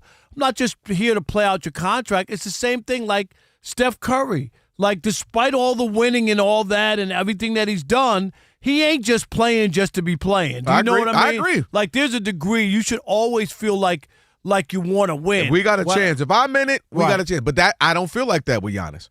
And I don't feel like Milwaukee can get the free agents that they would need to actually be able to compete with the Thunder, the Spurs, the Pistons, the Denver Nuggets, I and get these it. teams. But Celtics, but he should never feel that way is what I'm saying about him. But we've seen him, and he doesn't go anywhere in the playoffs except for he got the ring. That's it. He's comfortable. He's comfortable. Yeah, but you act like it's not a big deal. Not too many people what I'm get saying that is ring. I'm using his words. He's obsessed with winning. I want to be like Kobe Bryant and LeBron and Steph Curry. I'm telling you, these are his own words, and they have multiple rings. I'm obsessed with winning. And other people, they say it's not about talent, it's about obsession. Yeah, this is what he said just recently. But the difference is he had a chance to say, yeah, maybe my time has come and gone here in Milwaukee, or not do the interview, or not make that comment. Mm-hmm. You know what I'm saying? He had every right to just say, I'd rather not talk about that. You know what I mean? So and why keep does he keep talking, hinting at other things? Why was the New York Knicks a real thing last summer? Why does he keep saying, and I'm using his words, I'm a baddie. It does feel good to be wanted. Everybody want me and me courting. I'm a baddie. He said that, Bree. No, but the only problem is if he really wanted to, he could have easily, like you just said there already when he signed that extension. So the idea that he hasn't gone to them and said, get me out of here, he's out. Tells me he ain't. This summer, they're going to say, we love you, bro, but it's time to break up. The relationship is just time to move on. Clean breakup so we can be cool in the streets. I see you out at that dinner. I can say, how you been? How's your parents? Everything nice to see you. It ain't going to happen. All right, 877. We got trash talking. Oh, trash talking. Yeah. I didn't throw the number out. Okay. It's all good. Yeah, we do have trash talking. Yeah, we got Mendoza. doing something that I wonder if you would do what he's going to do. We'll talk about that. It is the Odd Couple, Rob Parker, Kelvin Washington on a Trash Talking Tuesday, which is coming up in about 25, 30 minutes or so. Martin Weiss on deck as well. Stick with your boys, Fox Sports Radio. I did pull out.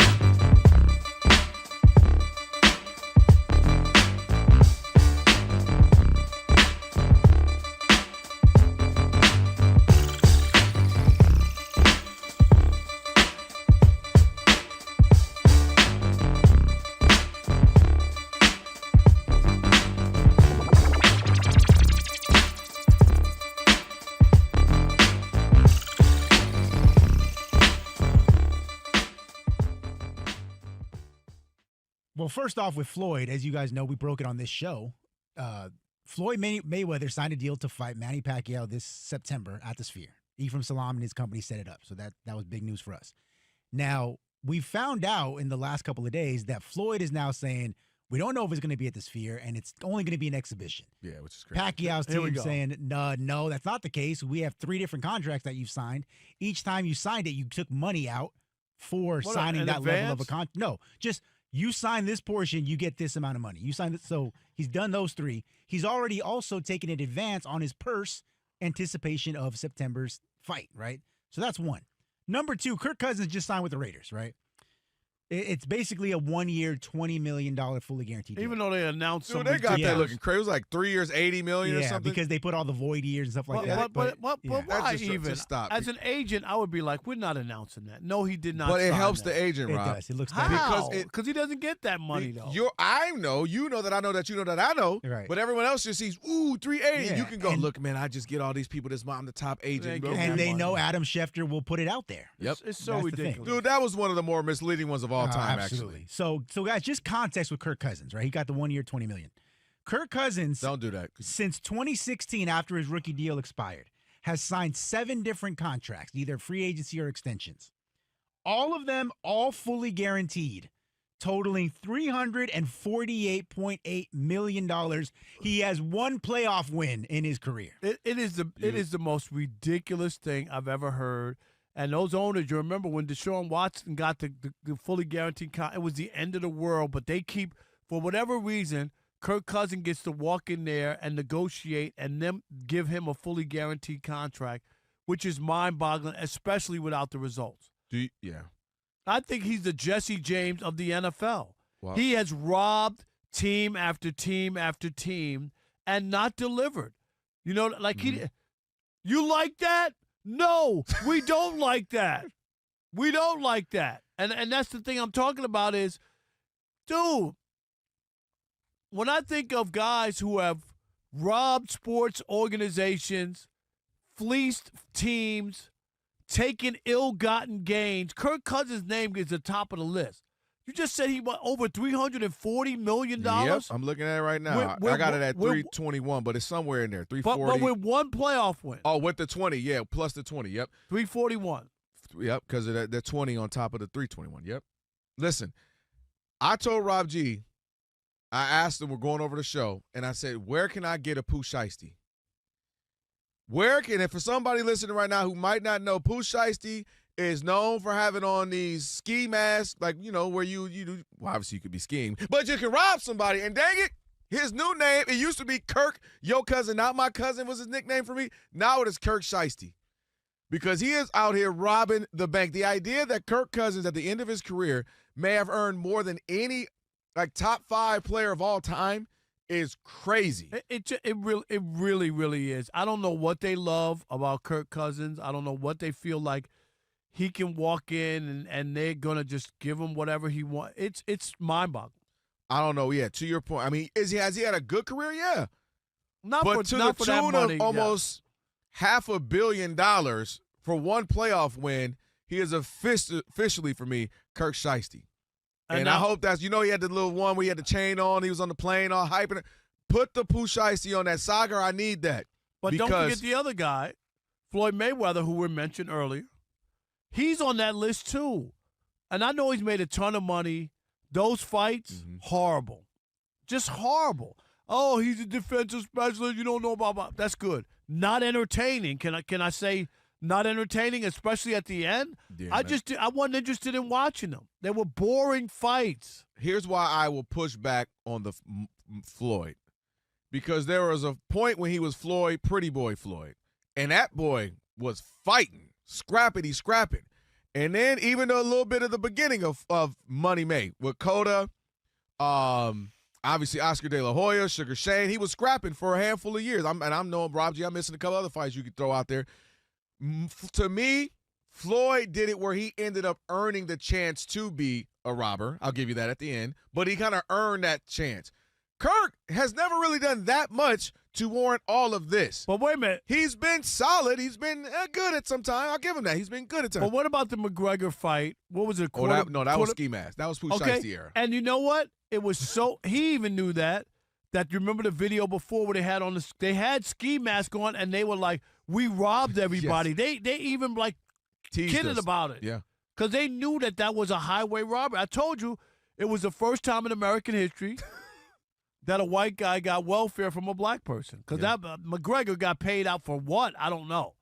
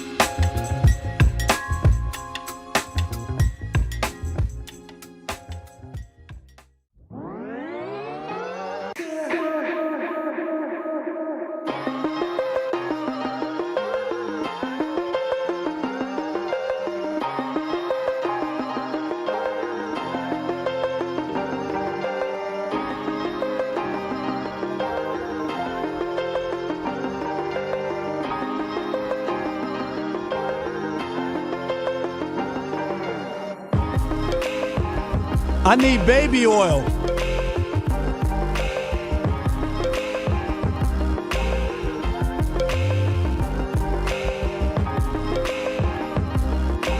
Fox Sports Radio. He's Rob.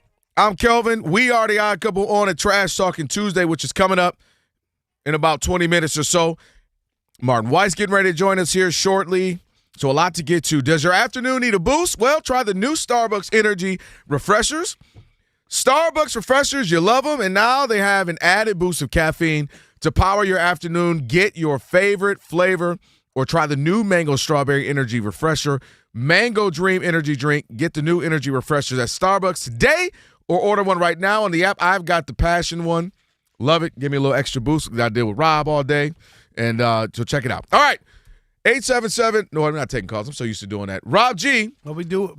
Pretty soon you'll be able to line up for Trash Talk. That is a good point. Fernando Mendoza, your team should be the number one pick, even though y'all paying $20 million for a backup. Or, my gosh. Mind your business. My goodness, Kirk Cousins.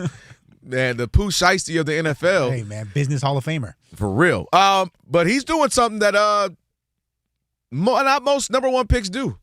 You know what? You would think so, but it's actually become pretty common. In case you guys didn't know, Fernando Mendoza reportedly has already decided, even though he's going to be the number one overall pick in the draft, to my Raiders, that he is not going to be attending the upcoming NFL draft. He wants to share the draft experience with his family in Miami, according to Adam Schefter. What's interesting now is, assuming this happens and he does not attend the draft, he will become the 5th number one overall pick this decade to not show up to the draft. Myles Garrett, Baker Mayfield, Trevor Lawrence, Travon Walker, and now Fernando Mendoza. I get it, but I don't understand it. I get it. Like some people some people would rather just stay with their family, and if it happens, it happens. You know what I mean? And don't want all of the fanfare. But what I don't understand is you work so hard. Like this is not like first overall is not being drafted. Like, I get that. I'm not going to New York. I'm not going to do all that stuff. You're talking about the opportunity to be first overall pick dream come true, the commissioner, that moment in your life that you could always, no matter what happened, you could flame out, you might not be good, whatever it is. Uh-huh. Because, like you have that. And I think that's something that's so unique, so special, that's something that you want. And having and being with your family and all that, I understand. That's a trip to New York. Where was the draft this year? I'm sorry. Yeah, where are they this year? Rob G, where's the draft? Indianapolis, where they at? No, Tennessee, Detroit, Pittsburgh. But you get my point. Maybe it's Pittsburgh. But you get my point. They're like, I'm good. What? It's not in New York? What? We get the trip to New York. I've been wanting a New York slice. Right. Can we see the Statue of Liberty? Wait a minute. No, you can see Heinz Field. Exactly. No, but I could never pass that up for putting in all the energy and all the work that comes with being the first overall pick, the first of anything. Do you know what I mean? I do. It has a special place. I can't imagine giving that up. No, you know what it is? If I know I'm the number one pick. In this case, we do. For me, I really thought about this as much. Man, this ain't Aaron Rodgers sitting there. You know what I mean? As pick or somebody they got to move you to the waiting room now. Exactly. That's different. Like that would be like, oh man, what am I doing here? Yeah. But side note, it's time for Rudy Gobert to retire. What I just saw, Rob G, was he's time for him to retire. For me, I really thought about this one. I was like, man, this is tough because I get the family and the friend. Then I thought about it. I think what it is for some, my family, I don't have everybody has an extended family, the core of my family is just very small. I grew up, it was just my mother, my sister, and myself. My mother got married, 20-something years ago, but I didn't grow up with my stepfather. Now he would obviously be there.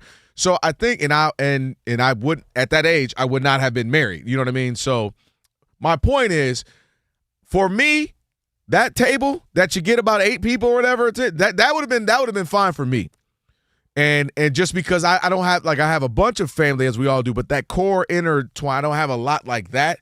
And so I think that would have worked for me. I think some people who are just have big families and a bunch of this and a bunch of that and everybody there and they want to have it there and, and have it with the whole church and have it or a whole community or my whole high school. I think for me, I would have been in New York, proverbial New York, or in this case, Pittsburgh as well. I just think I would have wanted that moment, that special moment there with my family, the handful of people who helped me get to this point. See, I look at events and stuff like that totally different. Because I never believe that it's just about me. Like there are people who have been there along the ride, the voyage. You know what I mean? And, when they named the press box after me at Southern Connecticut, that could have been just immediate family, just a few people, and I couldn't do it like that. There's just too many people that it's important to other than myself as much. Well, let's say they said you could, but that's the thing with this is you only get the table with, 8 people, 10 people. Right. So that's what I'm saying. That's, I think, why they don't do it. But everybody would have to come to, do you know what I mean? Even if they're not at that table because it's only 8 then that sounds like you would want to stay home. No. Because you get them, that's why they do it. Because I want to be with everybody, my high school teammates, my girlfriend, my neighbors. No, because you can still experience the whole thing being there and being a part of it. It's a little different from television. Right. I get why some people do it and they just want to stay at home and have their friends. I just think the first overall pick, no, I couldn't do it. Yeah, I would have been there. Rob G, real quick before we get to Bree, what would you do? Number one pick was just. I'm going. You got to go. Come on. It's just the first overall pick. Yeah, I think that's why I'm there. I get the sentiment, but I'm there. Martin Weiss on the way. Bree, what about you? You going? You at home? I'm 100% going. Of course. It's an experience. It's a once in a lifetime. It's a once in a lifetime. Like, you cannot duplicate it. And how many people can actually say, I got invited to go? And who would say, no, I'm just Well, a lot would say that, apparently. Well, a lot of people. Rob G just named off the people. Yeah, it's kind of crazy. I don't really understand that. She's not going. She'll quit. She's like, I was just playing. I'm coming. My Uber's pulling up. I'm on my way back. Hold on. And you should call in 877-99 on Fox for trash talking, right? Can I go first? Yeah, go ahead. I want to trash talk Alex. I have a whole, I could do a whole segment. Just me trash talking Alex. You got it's 30 okay, Rob, seconds. who never quit on you. You got 30 seconds, Bree. Alrighty, guys. Let's go to the NBA. LaMelo Ball has 13 points so far in the first quarter as the Hornets are outscoring the Celtics 28-20. 2.5 minutes left to go in the first quarter. The Raptors are on top of the Heat 53-43. 4 minutes left to go in the second quarter. And the Timberwolves are all over the Pacers 73-58. 8.5 minutes left to go in the third quarter. They are playing without Anthony Edwards, who is missing his second straight game due to a right knee injury. Minnesota can clinch a playoff spot with a win and a Phoenix loss. The Suns are hosting the Rockets later this evening. In Major League Baseball, the Blue Jays have lost 6 straight. They're currently losing to the Dodgers 3-0. Manager John Schneider got ejected in the bottom of the 5th inning because he was trying to dispute a balk on Kevin Gossman. He got super close to the ref. It was really, really uncomfortable. The Red Sox are beating the Brewers 3-0. It's the bottom of the 6th inning. The Nationals are on top of the Cardinals 4-2. And the Cubs are still outscoring the Rays 6-0. It's the bottom of the 7th inning. In hockey, the Panthers are on top of the Canadiens 2-1. 6 minutes left to go in the second period. And it's all tied up between the Blue Jackets and Red Wings 2-2. 5.5 minutes left to go in the second period. Back to you guys. Appreciate you. It's the Odd Couple, Rob and Kelvin on a Trash Talking Tuesday. Trash Talking coming up. If you want to jump in now, 877-99 on Fox, 877-99 on Fox. That's your number to do so. Right now, joined by Martin Weiss, Fox Sports Radio weekend host, Michigan alum. I would imagine he's got a Michigan shirt, hoodie. Might have it still on from last night. What's up, bro? Jimi Hendrix, but Hail to the Victors is the more appropriate theme song today. Yeah, Alex, we do need Hail to the Victors. Alex, can we get Hail to the Victors? Hail to the Mercenaries. Hail to the guys who just joined the team. Hail to the guys who took the $1 million and we won a championship anyway. If you're going to do it the best. Tell them, Martin, if this is what we're doing, then we're going to do it to the best. Are we somehow disparaging the idea that it's a good idea to pay student athletes? No. I'm not understanding. No, I'm just saying that's what it is. Be forced to stay on teams they don't want to be on? Because Elliot Cadeau, North Carolina kicked him out the door. They did. Michigan took him in with open arms and said, "You know what we can do here? You could be the most outstanding player, son, because we believe in you. And you know what? We'll pay you a little money on the side." Rob Parker says that's a bad thing. America, can you believe it? I didn't say that. Did I say that? No, you didn't say. What are you saying? I'm not against. What you saying, Rob? Say it. I'm not against. I'm just saying it just doesn't feel good. That's all. That's all. Well, it is what it is. So can college basketball feel good or football when we know everybody's getting paid? So meaning, if it wasn't Indiana, it's not just if it wasn't Michigan, can they feel good? Can you enjoy a game and feel good is what I'm saying? Because this is where we are right now. Everybody getting a check, Martin. Kelvin, let me be clear.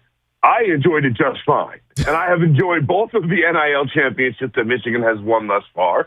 And I enjoy those just fine, and I celebrate them perfectly. Both the undefeated season from Jim Harbaugh and J.J. McCarthy and the disaster that he's been in the NFL. That's a different story. Yeah. But this one, too, because this was the best team that, Rob is right, was assembled. But guess what? So is every other team in the history of teams. They just changed the rules of how teams are assembled, and it benefits Michigan. You're bad.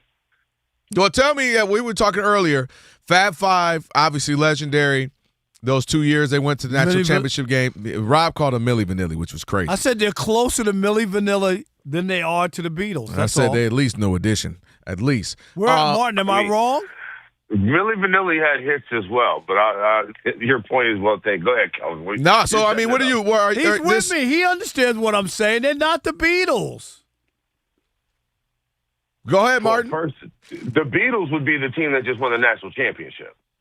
This would be the Beatles. Because, quite honestly, you want to talk about the Beatles. This team was... Yeah, but I'm just talking about their mark. Because they changed so much stuff culturally and college basketball, but I say that they have an empty bag or a bag with a hole in it because they never won a Big Ten title.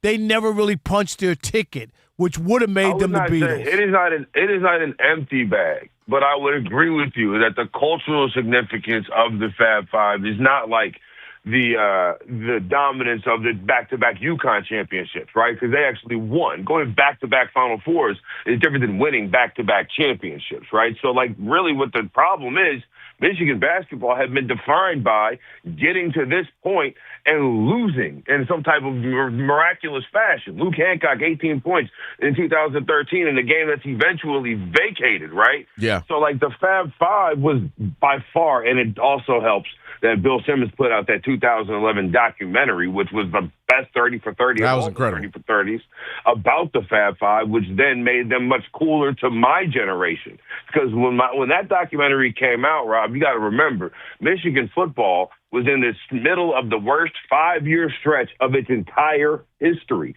by every single metric. It also coincides with when I walked into school day one. So we were Michigan basketball fans because the football team stunk. Right, so when the Fab Five came out, it's like, yeah, hey, that's something we could actually win. And so it definitely has a high level of nostalgia. But I was talking to Rob G yesterday, and he was like, the Fab Five would be remembered more fondly. Absolutely not. See, that's where we disagree. I 1,000% disagree with you because there's a point where you can be more memorable if you didn't get the thing done, right? You can not have won the Grammy and Kendrick Lamar's album is bigger than Macklemore's. Like, and to me, I hate this conversation in the sense that I don't want to do this to the Michigan team that just won. But that's what you're doing. You're discounting it like they won a national championship. And I'm not discounting it, but I'm saying you're more fond of the team that lost. We're saying the team that'll be more memorable is a team that, like, if you said, even those back-to-back UConn teams, if you ask a lot of people, they probably couldn't name you a player. But it's not about that. To talk about the term memorable, I have to remember memorable is how you feel when your team wins. That's what you go through. No, memorable means I remember things. There's something that was everlasting. You're saying that because you're not a UConn fan. Trust me. I'm about to say. UConn fans I'm not going to. I'm taking myself even out. I'm going UConn more fans, broader. They know who the I'm players taking are. UConn fans and Michigan fans out, and I'm saying broader. If you ask just a college basketball fan, they're going to be much more inclined to tell you the Fab Five are more memorable than those UConn teams. I'm wrong? Absolutely. First of all, I just think that's you were watching college basketball a lot more in 1991 and 2, and you didn't have, your kids and a wife and all the other things in debate for the TV. Because if you watch this team was great. This was a great college basketball team. Like the Fab Five had two guys that turned out to be pretty good pros, and Chris Webber was a really good pro, but Juwan Howard played, so guys that turned into pros in those three, and then Jimmy King and Ray Jackson, it's kind of, cups of coffee. But this is a great college basketball team that probably the best pro on the roster is the sixth man off the bench, and Trey McKinney, when that guy comes next year and starts to dominate college basketball. So, like, I'll be watching him next season. Like, I think the UConn fans, and I remember Donovan Clingan and Steph Castle in college. Like, because you are a college you are a sports nut. Would you not agree? Sure. So what I'm saying is the average person who, to your point, has kids or who works or who has this or whatever, they will be, oh yeah, UConn was good. There's nobody who wouldn't remember the Fab Five and could tell you some team and tell you this and tell you that. And so that's all I'm saying. I'm not saying UConn wasn't a dominant team, and I believe this Michigan team that just won was incredible. They were I mean, defensively, they were phenomenal. They played great as a unit, but there is something to not having that history together. Right? Where those teams, Bobby Hurley, Christian Laettner, Grant Hill getting crushed by UNLV, going through it. Coach K like, dang, man, we were almost there. And you see them bounce back. And you see the Rasheed Wallaces and the Jerry Stackhouse and these teams. My point is having that continuity and familiarity and going through it for 2, 3, 4 years, I think that boded well for teams historically. Man. Kelvin, that is such a load of hooey and applesauce, and I'm going to tell you why right now. Tell me why. You just sat there, because you sat there and listed off. You didn't get to a player until you had listed off Coach K and all these other things. You finally got to Rasheed Wallace after you listed off 5, 6 other names. College basketball has always been primarily, for good or for bad or for whatever reason, it's about the guys who are on the sidelines. It's about the coaches. Coaches and referees are, unfortunately, college basketball because it's overcoached and over-officiated. So to my point, and Dusty May right now is on a freaking heater that you haven't seen. There's been two coaches that have been to Final Fours in the last 4 years. It's Dusty May and Danny Hurley. Dusty May just did it at FAU at a 9 seed and then came to Michigan, and in 2 years has won more. It's been the only team to go to the championship after being so bad. And the reason why Dusty May is going to be the guy who transcends kind of what this thing you're talking about is because the last time Michigan basketball was bad, a Fab Five person was coaching the team. And I'm not saying there's any reason why that Juwan Howard can't come back. I'm not saying he shouldn't be celebrated as a member of that team, but I'm saying that there is a bloom off of that rose ever so slightly that will always be there because Dusty May right now is got a phoenix rose from the ashes, but we know why the ashes were there. All right. A whole lot of money, and I ain't mad at it because they got one. I'm excited. You're excited. Appreciate you, Martin. Thank you, brother. Appreciate it. We got Trash Talking coming up. Appreciate that. All right, Martin Weiss. Go ahead and give him a follow. Martin Weiss on X. That's right. Trash Talking Tuesday, 877-99 on Fox. Anything, anybody, whatever you want to trash is your chance to do so. Hit us up. It's The Odd Couple, Fox Sports Radio.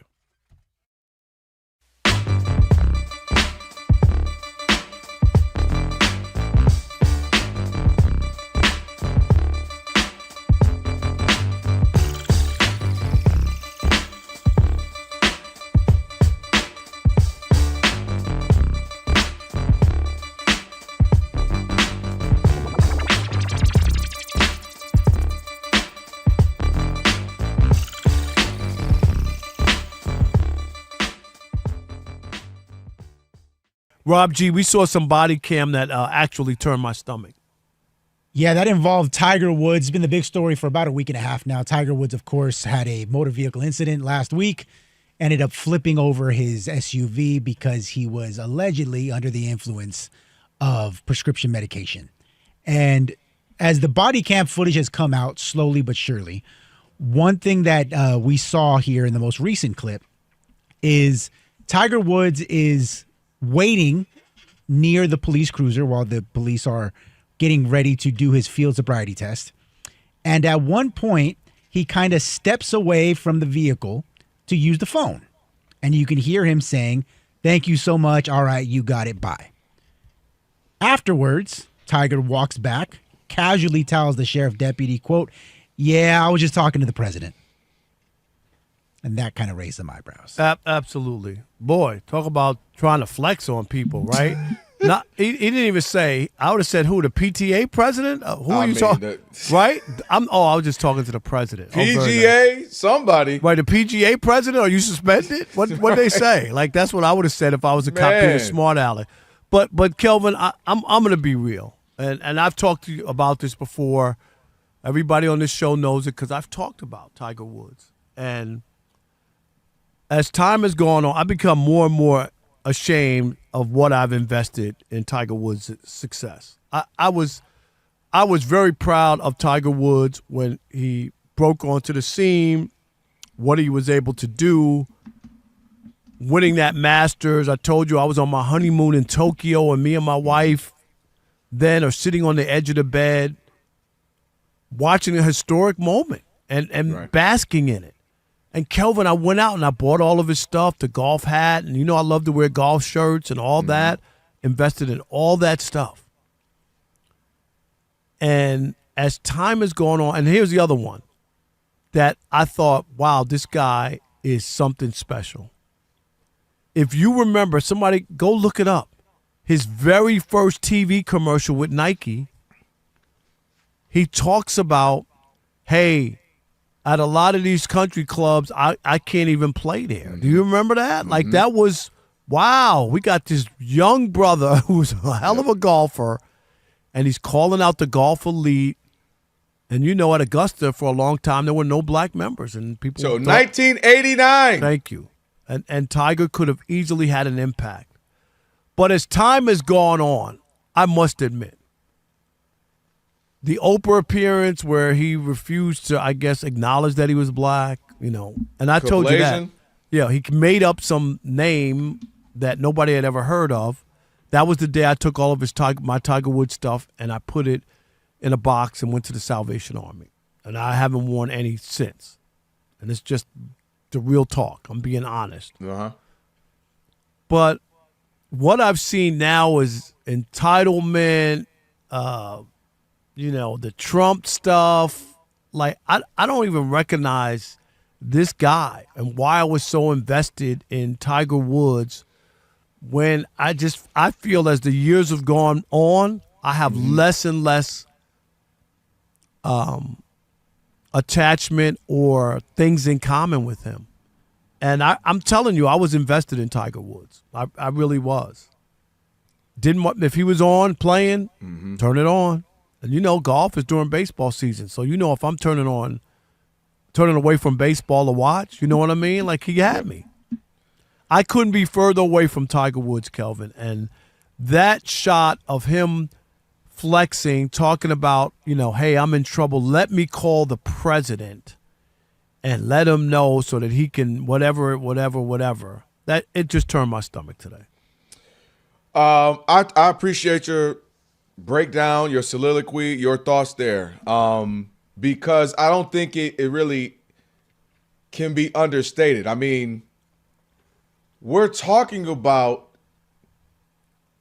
maybe Michael Jordan, maybe Tiger Woods of the last, 40-plus years as far as just super mega sports personalities or sports figures in American history. I mean, you might go like Babe Ruth, Muhammad Ali, Jordan, Tiger. Seriously. Like that might be the Mount Rushmore of American sport heroes.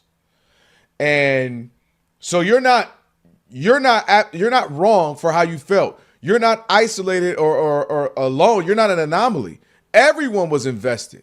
Whatever your thing was, you could cling to the Tiger Woods story. Yep. Did you just love a person who is incredibly talented and who is better than anyone else by far at their particular time? Well, that's why you can be invested. If you love to see a black man in America that's doing something that we've never seen at that caliber, that level, you were invested. If you just want to see a young dude dominating, then you got it. Whatever your thing was, a dude that was doing it with some charisma, some energy, with the fist bumps and yelling, and typically you don't get that in golf. You can find whatever way. If you wanted to go with just a young, good, what we thought, all right, role Fox Sports model, Radio, a guy that you would say, hey, to your son. Shout out to Martin Weiss, just joined us. We'll get that up on the pod. Rob G. Will, Odd Couple Rob and Kelvin on a Trash Talking Tuesday. For over 40 years, Tire Rack has been helping customers find the right tires for how, for what, and for where they drive. Ship fast and free, backed by free road hazard protection with convenient installation options like mobile tire installation. They'll come to you. TireRack.com. It is the way tire buying should be. Let's get to it. It's time for Trash Talking Tuesday. Hey, it's Trash Talking Tuesday on The Odd Couple. Don't you ever talk about me. It's Trash Talking Tuesday. It's your teeth, Reggie. I don't know whether to smile at you or kick a field goal, man. All right, let's get it started, Rob. Who we got? All right, let's kick it off with Doc. What's up, Doc? In Texas, you're on the Odd Couple Fox Sports Radio. Who you trashing, Doc? I'm trashing the Dallas Mavericks, the stupidity of all the sports people in this freaking town. They sell it to the Adelsons, and they don't even realize, they're trying to trash. They need a team in Vegas, right? I mean, selling a team, and then they want to know why they got rid of Doncic and everything else.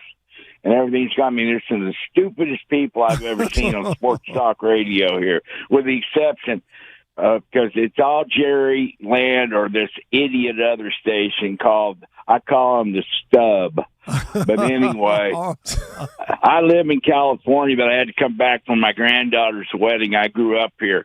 Jerry Jones ruined my entire childhood. I'm in my 70s. Wow. So he ruined my entire childhood and everything else with all this other, and I'm real happy with everything. I went to college in California, all right, and Doc, I lived there. Doc, and I just want to tell you, it sucks, and thank you. Yes, no doubt, Doc. We appreciate it. Enjoy the wedding, too, man. Shout out to your granddaughter. All right. How about Dwight in Riverside, California? You're on the Odd Couple, Fox Sports Radio. What's up, Dwight? Who are you trashing, Dwight? Yes.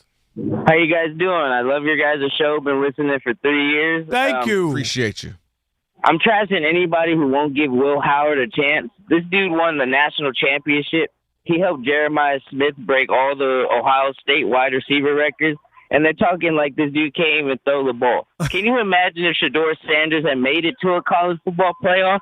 They would be all over his Shedeur Sanders. That's all I got to say. Nice job. Hey, you ain't wrong. Dwight, nice job. You ain't wrong, Dwight. Appreciate it, man. Thank you. 877-99 on Fox. How about MJ in New Orleans? You're on the Odd Couple, Fox Sports Radio. We know you're trashing LeBron, MJ. I'm trashing Stephen Anthony Smith. But I refer to him as Screaming A. I've been stopped tuning in to first take fake debates and sports propaganda. Now he's delving into the political arena with a podcast. Put the camera on me. Stick to loud, opinionated sports takes. We don't believe you. You need more people, whether on the Mickey Mouse channels or on Faith News Network. Playing both sides with loud, grown, research takes get you the second annual Cornball Brother with the hard ER. Oh, my. Stop it. Thank you, guys. My goodness gracious. I heard your stuff. Put the camera on me. I know MJ be listening to the Odd Couple. Rob Parker's my friend. But I'm coming for you, MJ. I'm coming for you. I can hear him already. There you go. Your boy Stephen A. Smith has come for more people in the last 6 months than anybody else in their entire life. My gosh. Matt Barnes, he was just on All the Smoke, having the time of his life. Him, Matt Barnes, Steven Jackson. That's what these shows are and all that stuff. It's crazy. But Steve knows how to handle himself. I've known him for a long time. He's not going to let people trample over him. Oh, no, he's not. And he's going to push back. And it's so, coming. And he doesn't mind. He doesn't mind, getting into that, getting dirty with other people. I think I think he loves it. So, I mean, I don't think that's what his number one thing is. Like, he wants to do that. But if it happens, you just said that a year ago. Nah, I believe I don't think that he's going after people like that. I think he's. No, I agree with that. I don't think that's his. Most of it is a reaction to other people saying stuff about him. But like, seriously, he knows. He said something about LeBron because it was on topic about what he said about Memphis. He didn't go after LeBron for no reason. These are people who are looking at what he said, and I'm not being an apologist for him. What he's doing is he's doing his job of analysis of what's out there, and then people are coming and saying they don't like what he said about somebody, and then that's when he goes after people. That's it. You got to give me an example where he just trashed. No, I don't think he wakes up and he goes, no. I strongly agree with that. And I've said for years, I don't think he has like hot takes. I don't think he's like, I'm going out here to cause chaos and all that. I just think because he has one of the louder microphones in our business that obviously people see and hear and listen to what he does. But no, I'm just laughing at, to your point, when you're opinionated, people are going to have opinions about your opinions, and he makes sure Cam Newton, my brother, I'm sitting next to you. Matt Barnes, you don't want to make an enemy of me. I'm dying. Like, now he's over here like, Governor Newsom, you don't want to make an enemy. President Trump, you don't want to make it. I will say this. I'm gonna just say one thing. Yeah. The Cam stuff, like if I were him, I'd be bothered. Because there was stuff that was said that and you know across the lines, person. And what have I always said? You got to have pushback. You can't let somebody come on and just say whatever they want without making them explain themselves. Mm-hmm. What is this based on? I know. It's not about you have to agree with them or you can't let the guy talk because you invited him on. You want to have a conversation.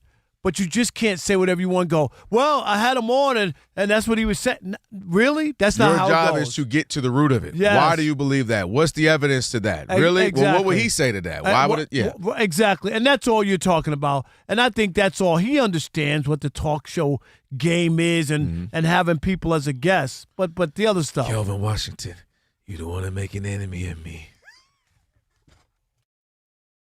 We are Fox Sports.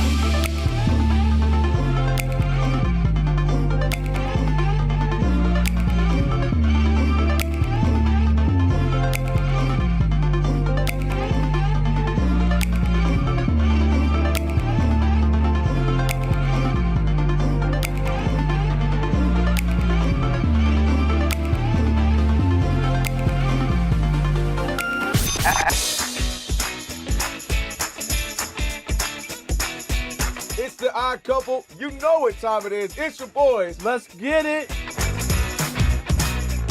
The Odd Couple is fun. Check. And informative. Check. What's up, America? You want to talk sports with one and a half of the best-looking guys in the game? That game was incredible. You are wrong. You'll be king of the water cooler.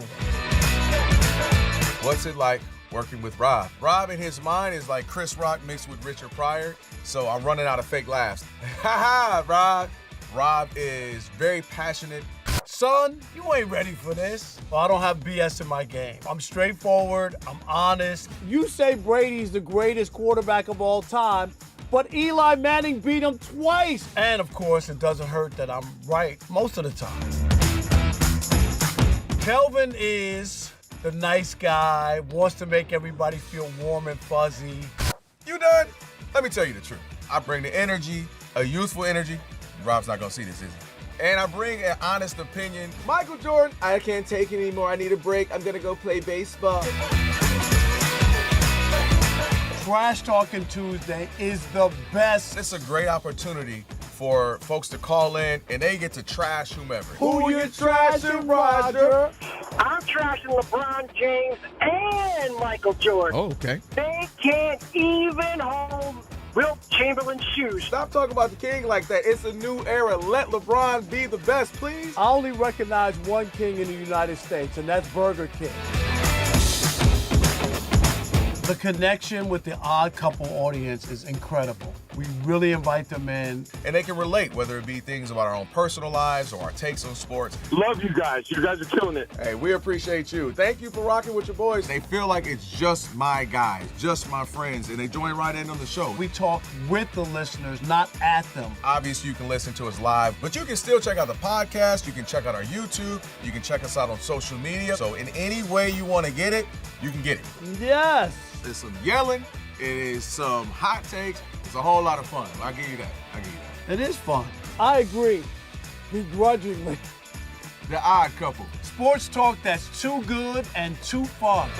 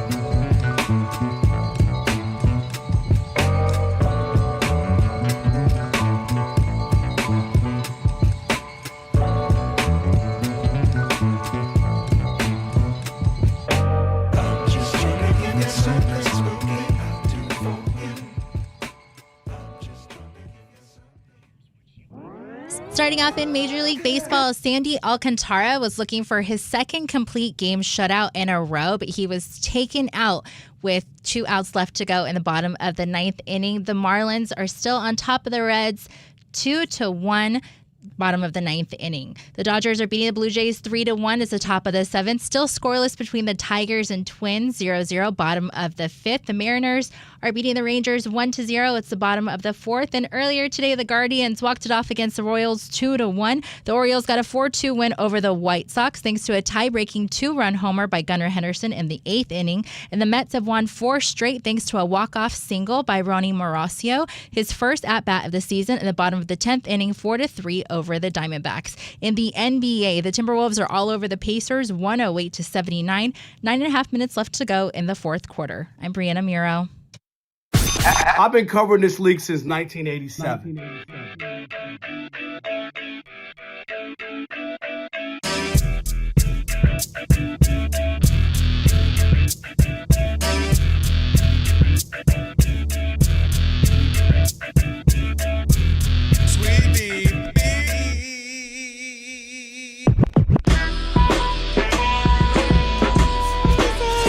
Can this sports writer and this sports fan share a radio show without driving each other crazy? Now, live from the Fox Sports Radio studios, here's Fox Sports Radio's Odd Couple, Rob Parker and Kelvin Washington.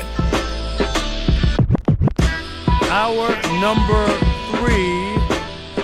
three. Here on the Odd Couple on a Trash Talking Tuesday, spirited edition.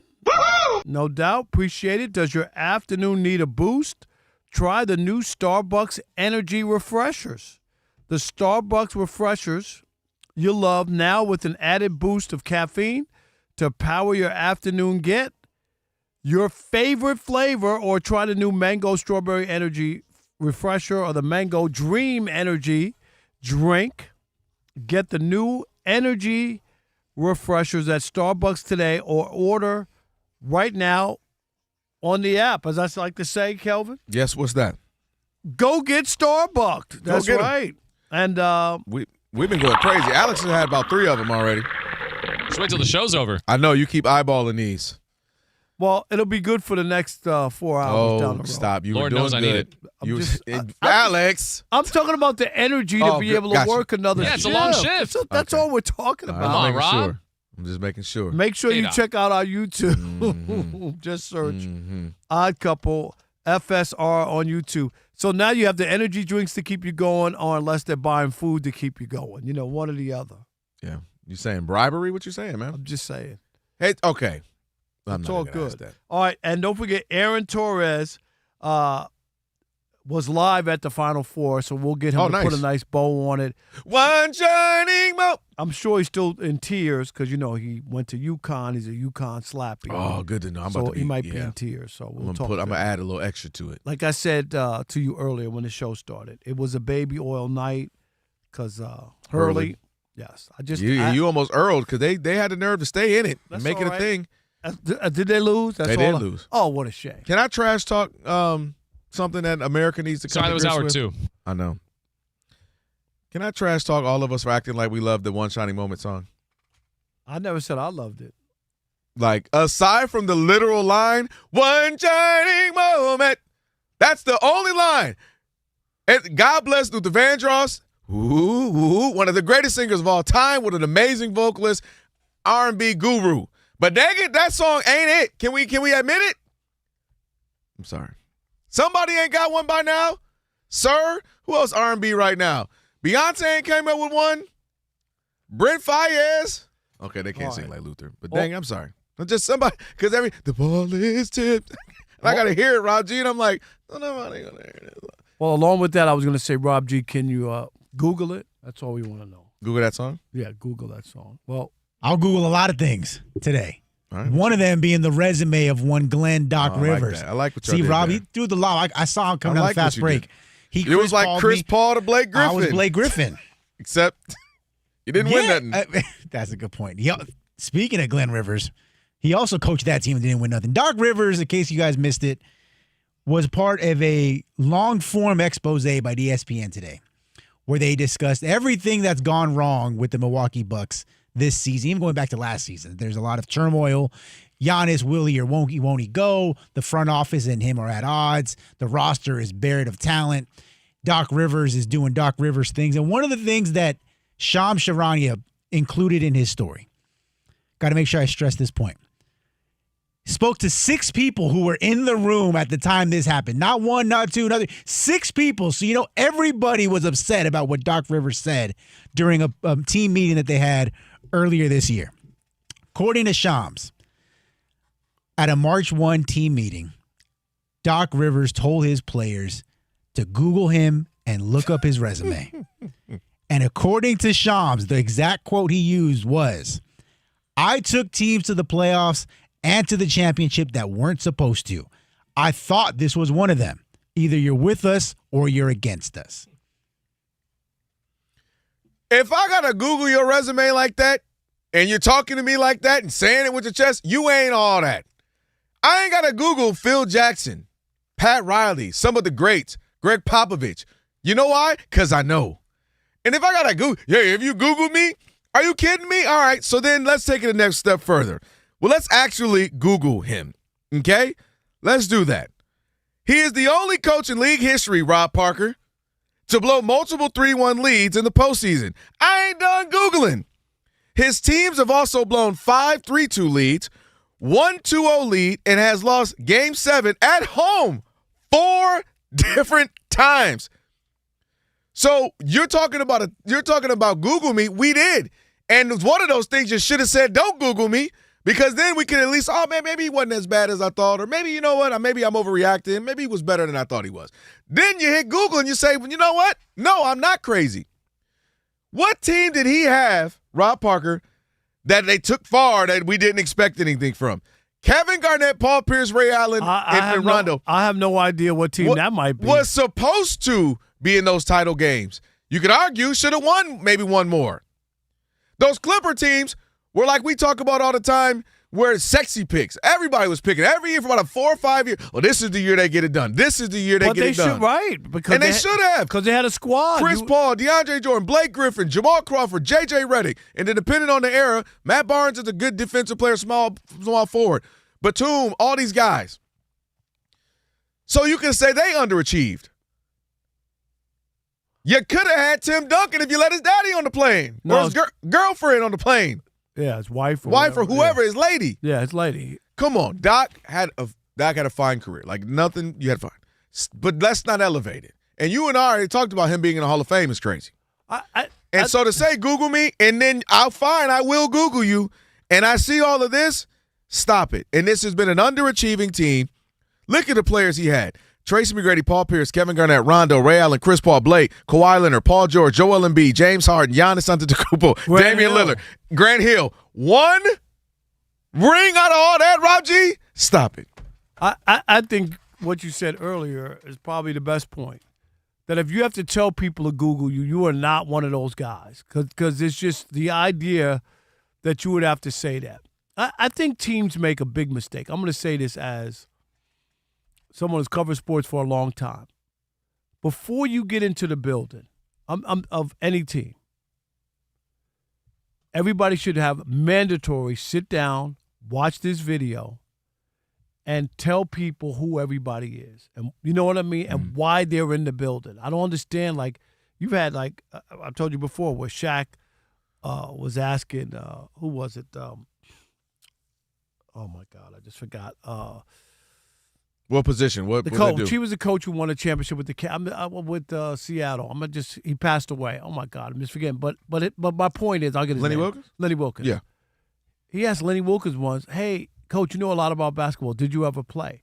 Lenny Wilkins is on the top 50 of all time. Do you understand what I'm saying? Like, that should never happen, because there should be a video. Lenny right? Or this guy who you see, this old guy walking around in the building who's coming over and talk to you. You should know what he did in basketball. You should know his career. But my point is, in the case of Doc Rivers, no. Telling people to Google you and act like, they should know because of all the successes and look at what you were able to accomplish. When you look at his whole career, he underachieved for the type of players that he had, the players that he had, the situations that he had. And then it's one thing if you were never up 3-1 because your team wasn't that good. No. You had 3-1 leads, which told we were pretty damn good. Am I right? With multiple teams too, right? Like organizations, and it just told you that you didn't have the wherewithal, right, or the strength, or the fortitude to close out those series. We talked about it. Even when they lost, remember we were watching and they blew that big lead. We couldn't believe it. Remember that? We sat here. We were like, wait a minute. They were up by 20, and we looked in the score. That was when the Pacers. Yeah. Last year, we couldn't even believe it. So, Doc, I'm sorry. No, Google me and find out about his career. If you're saying that, it tells us all we really need to know. And he should be not saying Google me, because when you Google him, you get the facts. You're like, oh, at least, because you get what I'm saying? You could have been riding off maybe he was good. He went to a couple finals with Boston. At least we know he won a championship. Yeah, you can lean more on that. Like, dang, you know what? Maybe there were some injuries or something. You could get, because your head, I remember Lob City was fun. But when you do the deep dive, you're like, oh, wait a minute. I would have expected more from you. I would have expected another title at least with you. And please remind me of this team that was so terrible that you went far with. Because the expectation, you go to Philly with all that talent they had, nothing happened. You go to Milwaukee with a prime Giannis, nothing happened. He hand-selected you. They let Adrian Griffin go. You had prime Chris Paul, Blake Griffin before all the injuries. J.J. Redick hitting threes all over the place. Jamal Crawford, one of the best get-me-a-bucket guys of all time. DeAndre Jordan in his apex. Nothing happened from that. Up against the Warriors, up against Houston. Like, remind me what I'm missing. You lose 4 Game 7s at home, bro? At home? Can you split? And you know what I mean? Like, even if you split, 2-2, all right, you'd be like, all right, I'll take a split. You lose 4? Come on, that's mind-boggling. So, yeah, especially the end of his career, like the second, like you're talking about winning a championship in 2008. Mm-hmm. We're in 2026. Are you kidding? Like the last portion of this has been very bad. And that was his first third of his career, right? So if you're breaking it into thirds, the second third was underwhelming because you wanted more from those Clippers teams and all of that. And then these last teams with these Clippers, Philly and Philly, the late Clippers, Philly, Bucks. It ain't it either. So I'm tripping. Rob G, you sometimes you like to straighten us up a little bit. Are we missing something with Doc? I'm not even trying to I'm really asking. Am I missing something? No, y'all are underselling it, to be honest with you. Like, you guys, I think, are even being nice about it. Doc Rivers is going to go down, at least in my lifetime, as the most overrated, overhyped, overproduced, over-glorified coach in any sport. Period. Because when you guys, I gotta think, but yeah, I know. Yeah, I mean, man, there's some football dudes. When you mention just the guys that he's worked with, but wait a minute, you just mentioned football, right? Yeah. Who you bringing up? In San Francisco. Okay. Kyle Shanahan. No, I just gotta. Right, Kyle Shanahan has blown. Can you say that, Rob G? He has, and he hasn't won anything. And I'll pick Kyle Shanahan ahead because he had 3 chances to win a Super Bowl. 1 as a coordinator and 2 as a head coach. That is fair. That's fair. That is fair. I disagree, but it's fair. I get it. I totally fair. My pushback to that is Kyle Shanahan has never had the kind of talent, and especially in a sport like football versus basketball, where 2 guys can totally transform a whole basketball team, and not with football. I get it. I get it. But here's the only thing: is that he was there. Like, you can't. It wasn't like he didn't have the talent and they never got there. Like, he was in 2 Super Bowls, leading by 10 points to start the fourth quarter. I'm not mad. That you know is what I'm not saying? crazy. Like, he just couldn't get the job finished. But anyway. But is Kyle Shanahan going to be a shoo into the Hall of Fame the way Doc Rivers was? No, and that's the issue. I'm blown away by that. He has been eating off of one well, not just him. The entire 08 Celtics are eating off of one championship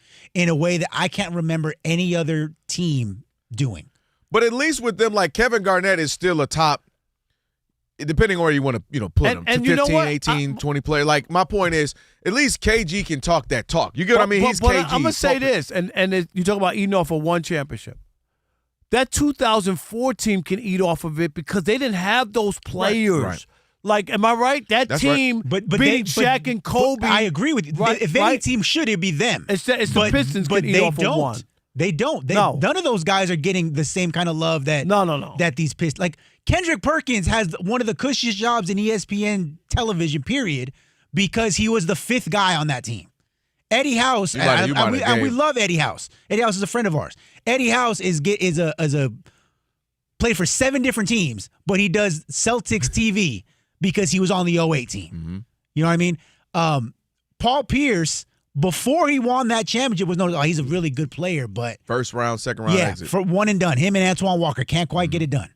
Other than KG and Ray Allen, all of those guys' entire legacy is tied to one team. I don't get it. Yep.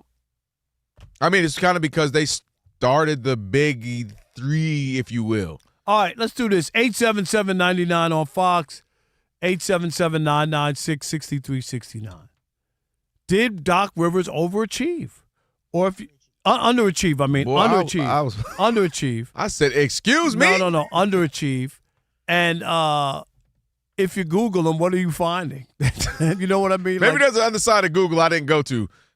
Maybe. 877-99 on Fox. It is The Odd Couple, where we deliver insight, not noise, right here on Fox Sports Radio on a Trash Talking Tuesday. Rob Parker, Kelvin Washington. Stick and stay. If you're craving a Starbucks drink in the US of A.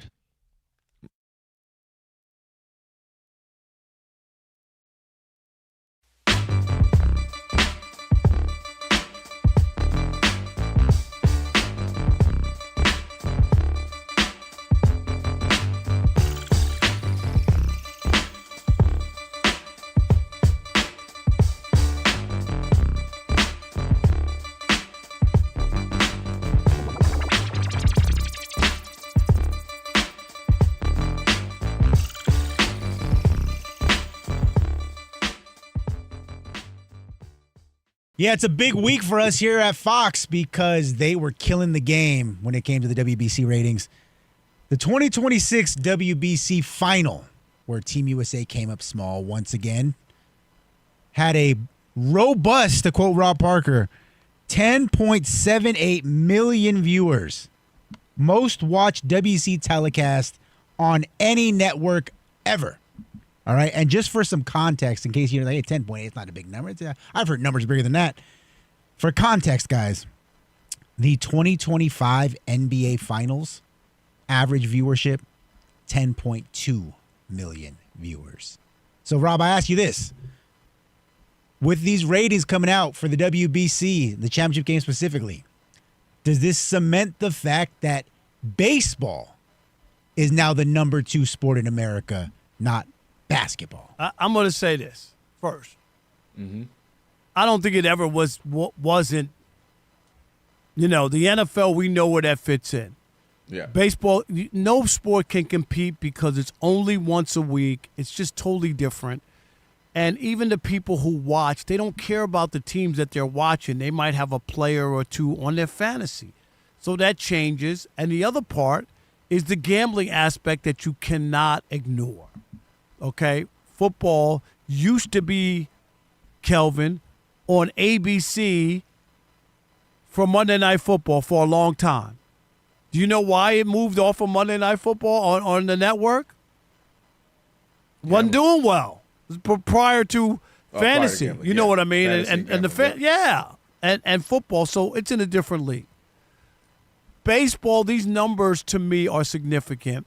And part of it is you had about 20 or 25 Hall of Famers retire, right? Mm-hmm. A-Rod, Big Papi, Bonds, Poole. Am I right? Like 25. Mm-hmm. Like Hall of Famers, guys who have played a long time. So there was a lull. Then the game got boring because it was home runs or strikeouts. I'll be the first one to tell you. It was just brutal, right? No base running, no hits, the shift. Guy hit a bullet up the middle, and there's the shortstop right up behind second base, right? Take a hit away. All that. And now you look, and as you see numbers decreasing for sports leagues, Kelvin, on television, baseball has bucked the trend. Baseball's numbers continue to grow, and probably the most promising is the social media numbers, right? Because that's your future. That's your young people. So those numbers have continued to grow as well.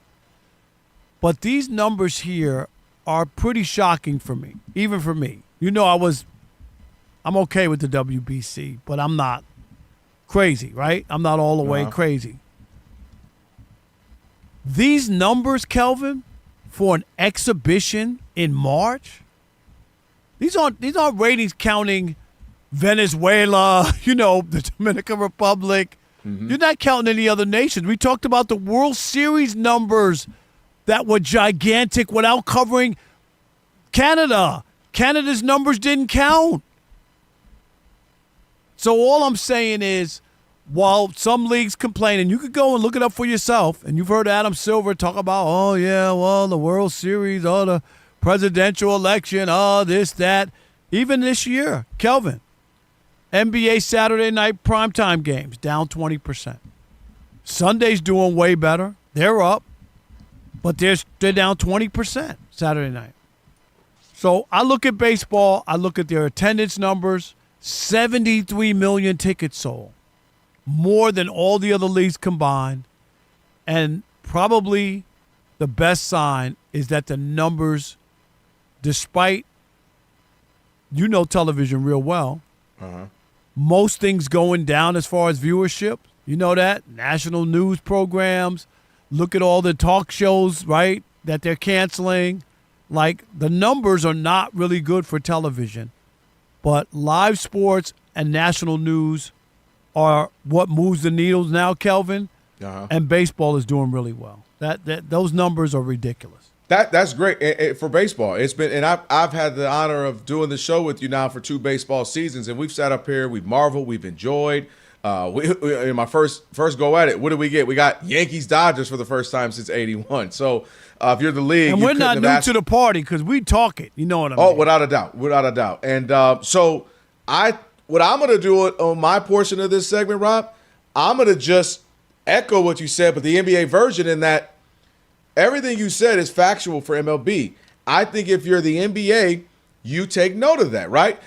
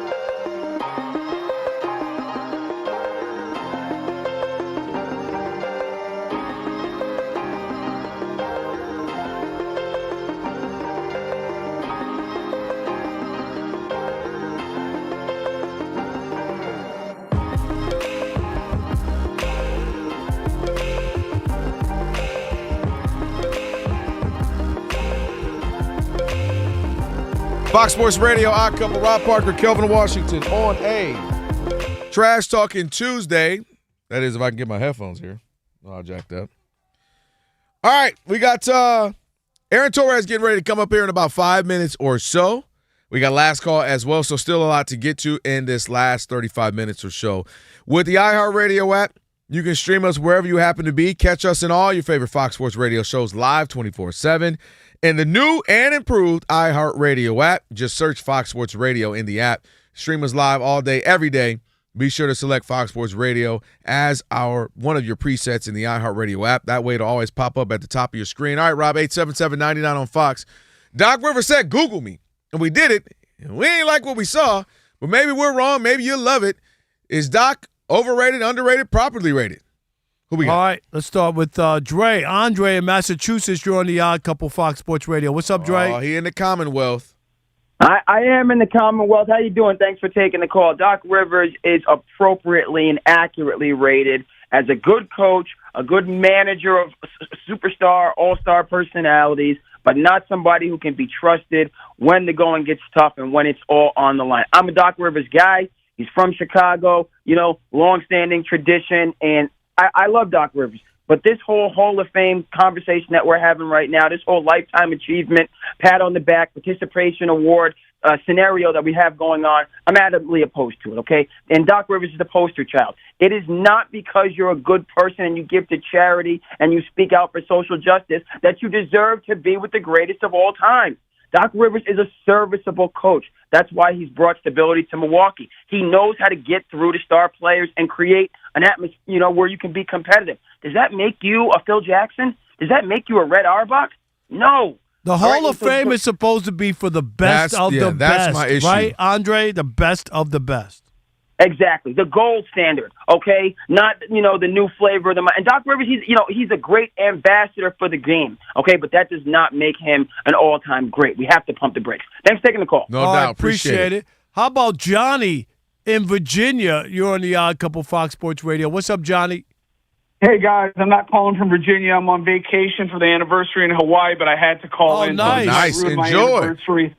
It might ruin my anniversary because I told my wife, look, I got to call the Odd Couple. And I called earlier, but I didn't What's get your wife's name? What's your wife's name? Her name is Ann. Ann, okay, very nice. Shout out to Ann. Shout out to you. Enjoy. But make it quick so you can get back to her. I will. I didn't make it on the first segment on the Michigan stuff, but I got something for this. Doc Rivers, I think, is where he should be. He's a top 10 winningest coach for the regular season, and that's got to count for something. Lenny Wilkins, Jerry Sloan, Donnie Nelson never won a championship. They're in the Hall of Fame. No. But Lenny Wilkins, you can't put him in that class. He's top 50 player of all time. And that counts when you're getting. We're not talking about player. No, but that's what gets you in the Hall of Basketball Hall of Fame. Yeah, that's how he's in the Hall of Fame. And he did win. He won with Seattle. He won one championship. Right, but I'm talking about as a coach. These coaches are considered great coaches. He was the coach. Didn't Lenny Wilkins win one? I thought he won one championship, no? He didn't win. No, he didn't win. And then also one other thing on Doc Rivers, saying Google me. I mean, to be honest with you, I want to make one point about Michigan. With all these players playing at the ages of 23 through 26, you know what a 26-year-old player says to a freshman midway through the regular season after a play goes wrong? He goes, hey, you know what? You should Google me. That's the problem with all this 26-year-old players playing in D1 basketball. They got to figure out an age limit for some of this stuff. But that's all I got. I think Doc Rivers is where he should be. All right, no doubt. Now you go be where you need to be with Ann. Get on up out of here. Go enjoy your honeymoon or anniversary or whatever it is. Appreciate you, man. All right, Aaron Torres on the way right now. In 1979 with Seattle. That's what we said it. You know that, right? I'm like, what am I missing? Yeah, he was just had a couple of drinks. Lenny Wilkins was one of best basketball players. Was a top 50 all time, and he won a championship as a coach. Yeah. All right, Breeze, I'll get you updated. We got Aaron Torres after What's Trending. Alrighty, guys. In the NBA, the Timberwolves dominated the Pacers 124-104. They just need Phoenix to lose later on tonight, and they will officially clinch a playoff berth. They were without Anthony Edwards. He missed his second straight game due to right knee injury maintenance. The Bulls beat the Wizards 129-98. And currently right now, it is halftime between the Hornets and Celtics.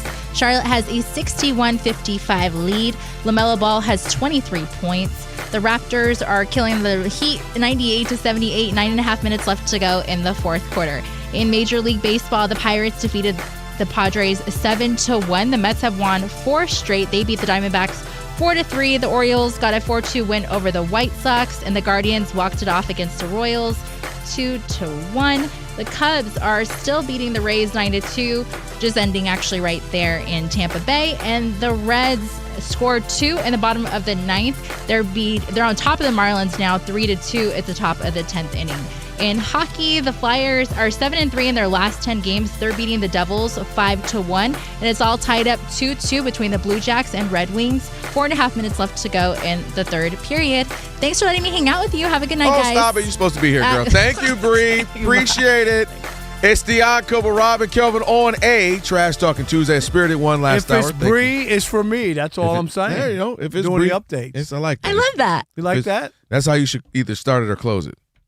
Use that. Yeah, use that. Yeah. Really? Yeah. I'll trademark. You want to trademark it? Yeah, you got it. Yeah. You see, thank you. You heard him stutter though. He's like, the more he thought about it. Yeah, I'm like, I don't know. Wait a maybe minute. I should have coined that. I don't know. You got it. All right, Aaron Torres, AT, Fox Sports Radio Weekend host of the Aaron Torres podcast, is somebody who is not happy like I am. Go Blue. What's up, man? Well, Kelvin, I'll take that. I'll push back on that. I'm not happy, but being in the arena last night, it was humbling, but Dan Hurley was the first to admit his team had 22 offensive rebounds, basically held Michigan to its worst offensive performance of the game, or of their season, essentially, not literally, but basically. And Michigan found a way, and they were the better team. And listen, UConn, Connecticut is the basketball capital of the world. We win championships pretty regularly. Not sure if you've heard. You said we? Are you? I know you went to the school. Were you on the team? Did. Yeah, that deserves a we. You go. Yeah, I was on the team that one time. You didn't see the picture, Rob? I did not see that, Aaron Torres. And can we just finally? If you look at Khalid El-Amin and Rip Hamilton closely, you just see me just about 5 feet behind him. You just got to look real close. Okay. Khalid El, please, yes. is what I say.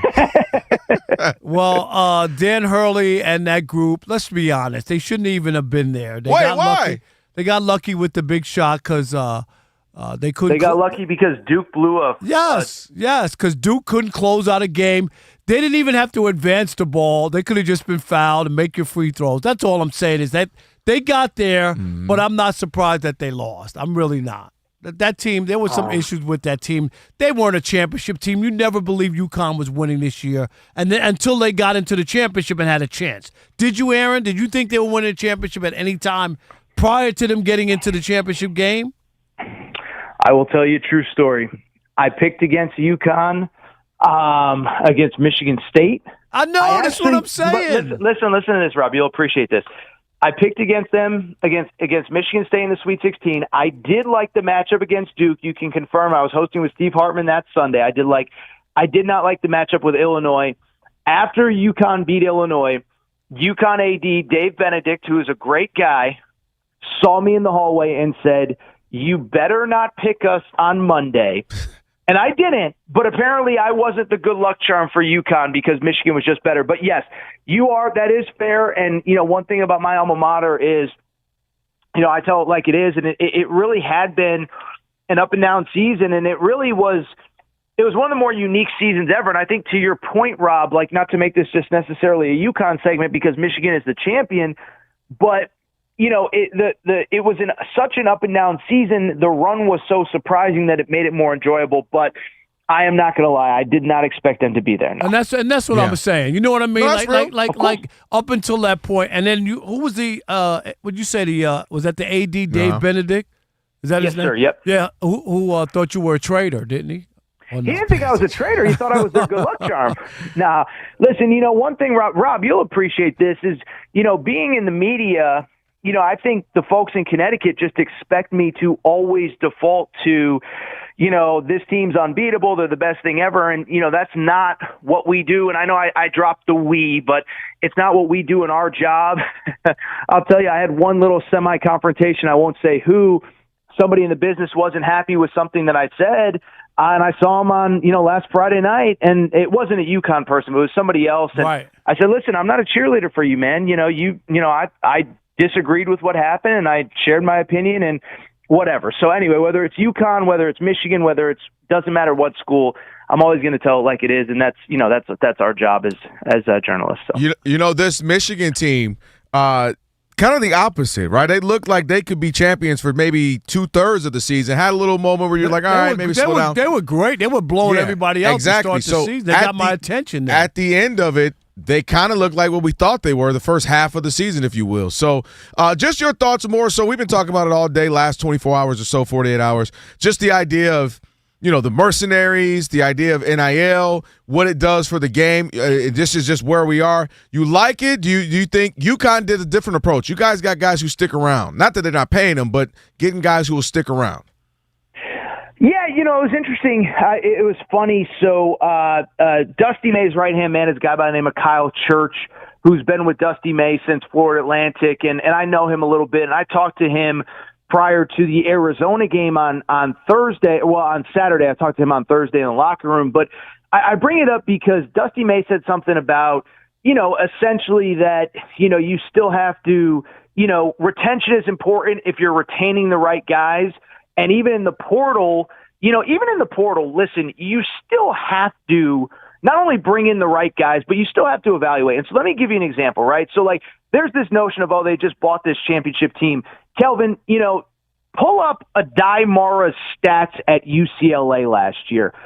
You can share it with the audience. I believe it was something like 13 minutes per game. Minutes per game. And, 4 points and 3 rebounds a game, whatever. Right.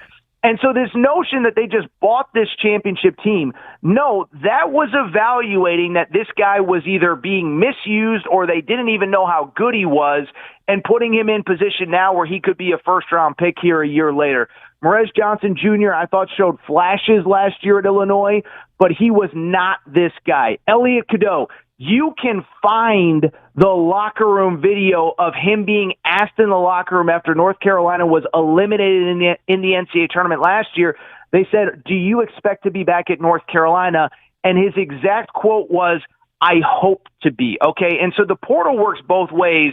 And Elliot Cadeau, the Final Four most outstanding player, is actually a perfect example of a guy that, no one will ever say it publicly.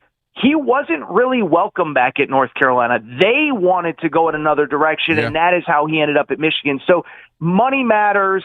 The portal, they're obviously the first team that has, I guess, all 5 starters that came from a different place. But it is still about evaluating and about finding the right guys and guys that all fit and pieces that are willing to complement each other. And so I'll push back on that narrative a little bit. It's not just you guys. It's a lot of people talking about it today. 6-4, what he was averaging, Mara, by the way. 6-4. Yeah, oh my goodness. They're just buying their way to a championship by finding the most underutilized player in America. And, by the way, I'll say this really quick. I put out some tweet that I didn't think was going to get any traction about how UCLA totally misused them last year, and now UCLA fans are trying to, rewrite the narrative. No. Y'all had essentially the most versatile player in college basketball who's going to be a first-round pick, and you didn't know how to use him. Credit to Dusty May in Michigan. He is Aaron Torres, Fox Sports Radio weekend host of the Aaron Torres podcast. Aaron_Torres, you want to get at him on X, on with the odd couple, Rob and Kelvin. All right, Gino Dawn, the brouhaha after that women's game. Gino pretty well, right? What did you make of that? It just seemed he came off as a sore loser, considering how much UConn women have 12 won. titles. Yeah, 25 Final Fours, and they were 37-0 after that loss. And it wasn't like they got cheated out of a game. They got beat. They just got beat. What'd you make of that whole thing? Yeah, so I'll be honest, I was at, doing men's Final Four stuff, and I never really looked into it because by the time I realized how big it was, Gino had already issued a statement, Rob, but this goes to what we opened the segment about. It can be my alma mater, and I feel very confident saying that Gino was in the wrong. And I think Gino knows he was in the wrong. Yep. And while we're on it, credit to Dawn Staley, who put out a statement today that basically paraphrasing said, listen, this guy has been great for our game. It wasn't his finest moment. I forgive him. Let's all move on. But no, Rob, listen, I again, goes back to what we were talking about. My alma mater, I get it.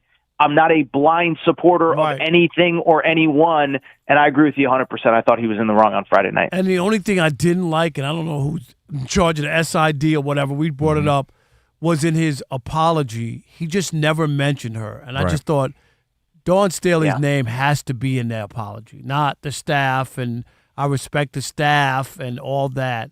That's the only thing. But I'm glad that Dawn put it behind him, and everybody can put it behind him, but it wasn't a great moment, no doubt.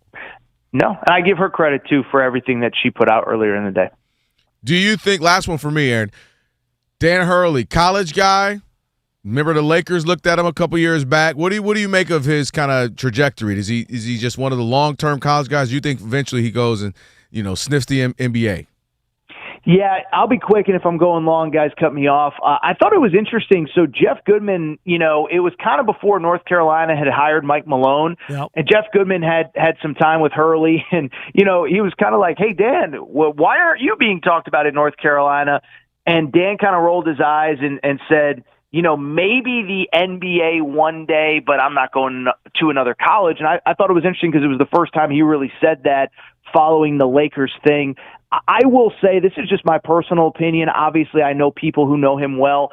I don't know that he's a 30 years and a gold watch kind of guy. Like, I think, listen, we all know the fire that's in that guy's belly, the need to compete.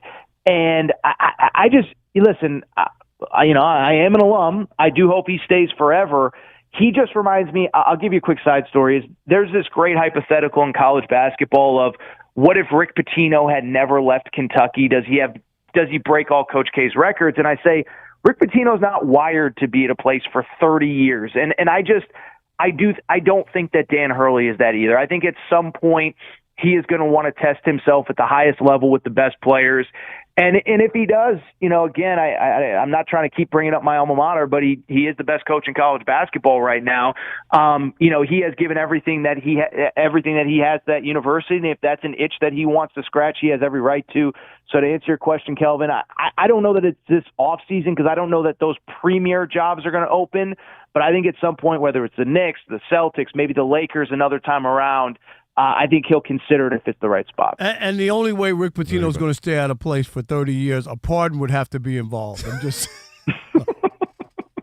Well, I'll tell you what. If he stays somewhere for 30 years at this point, that's certainly going to be a story to be told. It would be. You ain't lying. At this point, we're going to say, what is it? What miracle pill are you taking? Exactly. All hey, right. I know what miracle pill he's taking, but that's another dang it, you said it was blue. All right. Thank you, Aaron. Appreciate you, man. Thank you, buddy. Glad you had a good time out there at the Final Four. He was live out at the Final Four. All right, Rob, you know what time it is. Last call, 877-99 on Fox. 877-99 on Fox. Last call, been a great Tuesday. You got a chance to shut us down as we get ready to end the show. Hit us up, Odd Couple, Fox Sports Radio. Hurry up. I want that Starbucks. It's last call time on The Odd Couple. If you had a take and couldn't get in all show, here's your chance. Your call's important to us. Call us at 877-99 on Fox. Hurry up. Rob and Kelvin got to get out of here.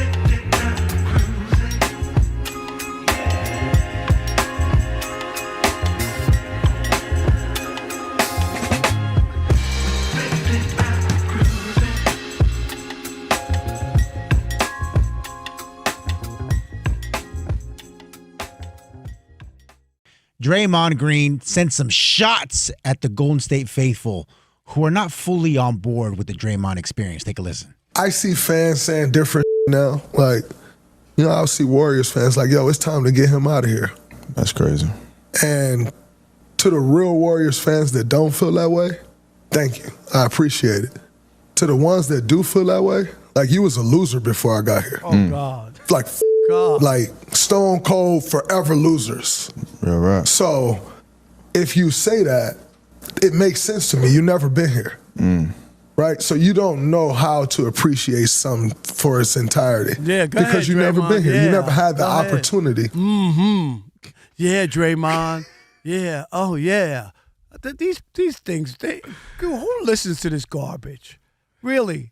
Did you hear all that? Mm-hmm. Ooh. Mm-hmm. Yeah, Yeah. I know. Ooh. Yeah, they losers. You right, King. What kind of right, King. What kind of professional athlete calls the fans losers? Like they were losers before, not before Steph showed up or Klay Thompson, but before he showed up, right? Like you want to talk about thinking of yourself in such a high honor is unbelievable where he is. The phrase "pump your brakes." Yes. Absolutely. Matter of fact, Raji, it ain't even pump your brakes. It's pull the anti-lock brake. Like, pull the emergency brake. Like, pull the drift brake. Was Michigan State losers, too, before he got there? How many championships did he win at Michigan State? Dude, he didn't get none. Oh, okay. Dre. And I think he was a heck of a player. Stop. I think he was a massive Don't pace. pacify him. But this is don't crazy, do Dre. Let me tell you why this is crazy, Dre. It's terrible. Number one, he went on to talk about seeing it in its entirety. Well, Dre, I can tell you some guys who were incredibly better than you who didn't see it in their entirety, and they won even almost double the amount of rings you won. Scottie Pippen didn't see it in its entirety with the Bulls. You could argue Michael Jordan either. I know it's an unusual situation. And my point is, you have been great for that team, great for that community, but you're not owed anything. There have been other people who are better players than you who won a lot, who went on to other teams, who went on, or it ran its course, or fans become disgruntled. I told Rob G like this. Winning cures a lot, and the team hasn't been winning. They haven't been looking good, and they've been struggling. And you know what it does? It's like that kid, Rob, who gets all A's, but they come home a little late, or they leave the bedroom a little messy, and you give them a little grace because they got all A's. Well, Rob, what happens when they start coming home with high C's, C+, Right. B-? That room is a little dirty. I said be home at 11. It's 11:28. But it's just. And what I'm saying is, all the stuff that they bit their lip and tolerated is because they were winning with him. Punching people, yelling at people, walking on benches. Winning is like makeup. It covers everything. Exactly. All the flaws. So the idea that they now have issues with you yelling at this, walking off the bench, talking smack, calling people by names, and dude, that wears thin on people, and especially when you're not winning anymore. 100, and you're not the player you used to be. Exactly. Stop it. So what part don't you get? You're no different than any other player. If Scottie Pippen can move on from the Bulls, and they don't want him, and it's just time to move on. 6 rings, 6-0. Right, and you sitting there thinking like you don't know. You don't have to be there your entirety. Why do you have to be there through the entirety? Exactly. Dwayne Wade is a better player. Dwayne Wade left Miami. Just about everybody leaves there. We talked about it all the time. You know how many great quarterbacks finished their careers? Joe Montana left San Francisco. Brett Favre. 4-0 in Super Bowls, and he left. Tom Brady. Everybody, just about, I'm telling you, most people wind up leaving because if you stay around too long, people move on. Things change. And it's not as if if your antics, you haven't progressed with your antics, meaning they haven't calmed down and chilled. You get what I'm saying? You haven't stopped saying wild stuff where you got to then come back and apologize on your podcast. Dude, you're wearing thin on people. It's maybe run its course, and that doesn't have to be deemed as a negative. You will always be respected there. They love you. You guys had a great run. Whenever you win championships, you'll always be there. But they can also be disgruntled with you, your antics, and the fact that the team isn't good. That's what fans do. And they acting like they got to just love you for life and that they owe you everything. And how dare they be upset if you're not playing well? That's not a real world, Draymond. That's a fantasy world, and he's immature. I mean, that's what it is. To call people losers. You were losers before I got here. Can you imagine that coming out of your mouth? He's getting way too big for his britches. And this is what happened. And Klay Thompson got a little on that. Remember Klay? Towards the end of Klay's career with them, didn't want to come off the bench. Mad he wasn't Fox a top Sports 75 Radio. Shout out to Aaron Torres just joined us. Appreciate that. It is closing time. If you've missed any of the show, don't worry about it. You can catch the podcast. Just search The Odd Couple wherever you get your pods. And right after the show, today's podcast is going to be posted. Be sure to follow the pod, rate it 5 stars, and you can even provide a review. And again, just search The Odd Couple wherever you get your podcast. You're going to find today's full show and a best of version. And right at the end of the show, Rob G works hard on that. Shout out to Ephraim, who joined as well. And Aaron joined us as well, so we appreciate that. Martin Weiss as well, so good show. It's now time for Last Call. This is the Last Call.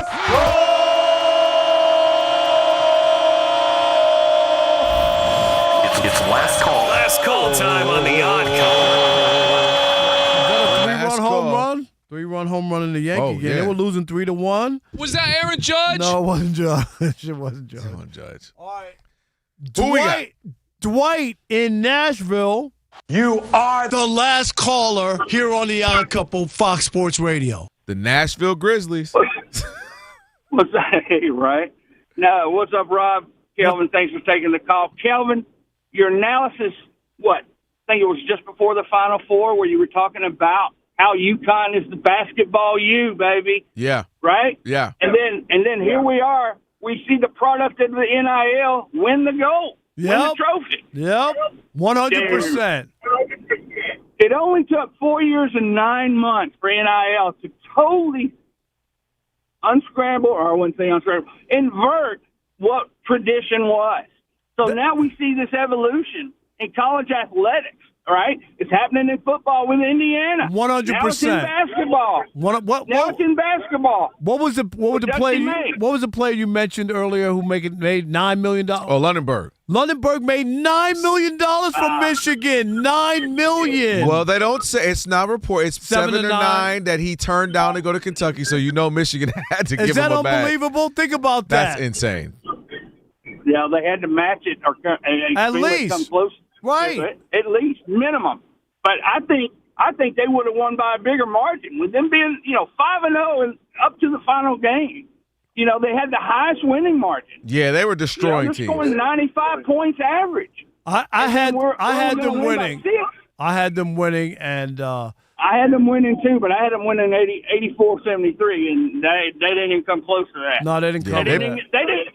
They didn't even cover the spread. No, they didn't cover the spread. The spread right at tip-off from 7-5 to 6-5. They still lost by half a point. They missed a lot of threes. Appreciate the call. Thanks so much. Yeah, they missed a lot of threes. By the way, I've never been a fan. The rims that they use, this is super basketball-y, inside-y, but they're not great rims they use in college. They're clank clank.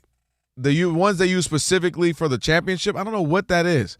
Like no NBA rim clanks, like audibly you can hear it. Is that the? It's like the one they roll in there. Are they collapsible? That's probably what it is. But they're terrible rims considering. This is the national championship game. Rob G, you know what I'm talking about? I don't know if they're. Well, it also doesn't help they're playing in a football stadium. Man, the acoustics are terrible. No. The depth perception is terrible. Yeah. If you've never played in it, and I can only give you a minuscule, and it's not even remotely apples to apples. When you go play in your local gym in high school, that's what you're used to paying for 4 years. You're used to it, right? You go to another school, it's about the same, right? Because high school is high school is high school for the most part. When we went to the state championship and we played at the Breslin Center, so you're going from typically playing 2,000, 1,500, 3,000 max kind of a thing, to all of a sudden, 13,000, 14,000. Did you beat Tom Izzo too in that game or not? He was he there. He ain't never going to live. No. He was there, though. They was recruiting Lavelle, our best player.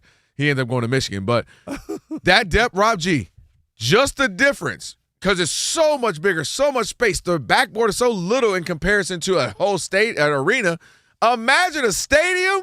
I couldn't imagine all of a sudden SoFi was like, we're going to put a little 94 feet basketball court in this. That's why, to this day, all the guys who played in the bubble say that it was the highest level of basketball because you're in the smallest gym possible. There's no sightline. It's like you're at a practice facility. It's just hoop. Like there's no crowd. It's just we're playing basketball. And that's why it was just straight hoop and guys are getting busy. Man, when you play it in a, it's just different. It's like you said. It's Bubble different. TJ Warren dropping 50 balls on people. I know.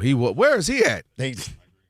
Jamal Murray, we thought he was about to be a Hall of Famer. I'll tell you what, if Jamal Murray stayed in the bubble, he'd be the greatest player who ever lived. Man, Donovan Mitchell, he does it every now and again, goes crazy too. But yeah, that's my whole point. Is that depth perception is really like the average person doesn't get it. Well, it's just a basketball. No, dude. What do you think would be worse, the football stadium or the carrier? When they're on the Navy ship and all that. Oh, yeah. That's, where the depth perception is the entire ocean. You're that has to just throw you all off. Like, what the heck? If I miss this, it's going to hit a shark. I can tell. Yeah. Or Magic Johnson's vacation boat. You see that? Every summer, he goes on a month and a half around the Mediterranean. Rob knows people goes on that. That's right. I know people. Rodney Pete's on there. Said the Entertainer's on there. Samuel Jackson. They all pop up on there. He just meets people all around the Mediterranean. He put a basketball rim on this year. It was ridiculous, Rob G. I said, you know what? Let me step my game up. You ain't getting invited. Don't worry about it. No, I just want the money to get on that level. And he will. Don't do that. Michigan to Michigan, man. He will bring me in. The Jason Smith Show with Mike Harmon is coming up next. I never miss your radio show. I never hear it, so I never miss it. Did you hear that?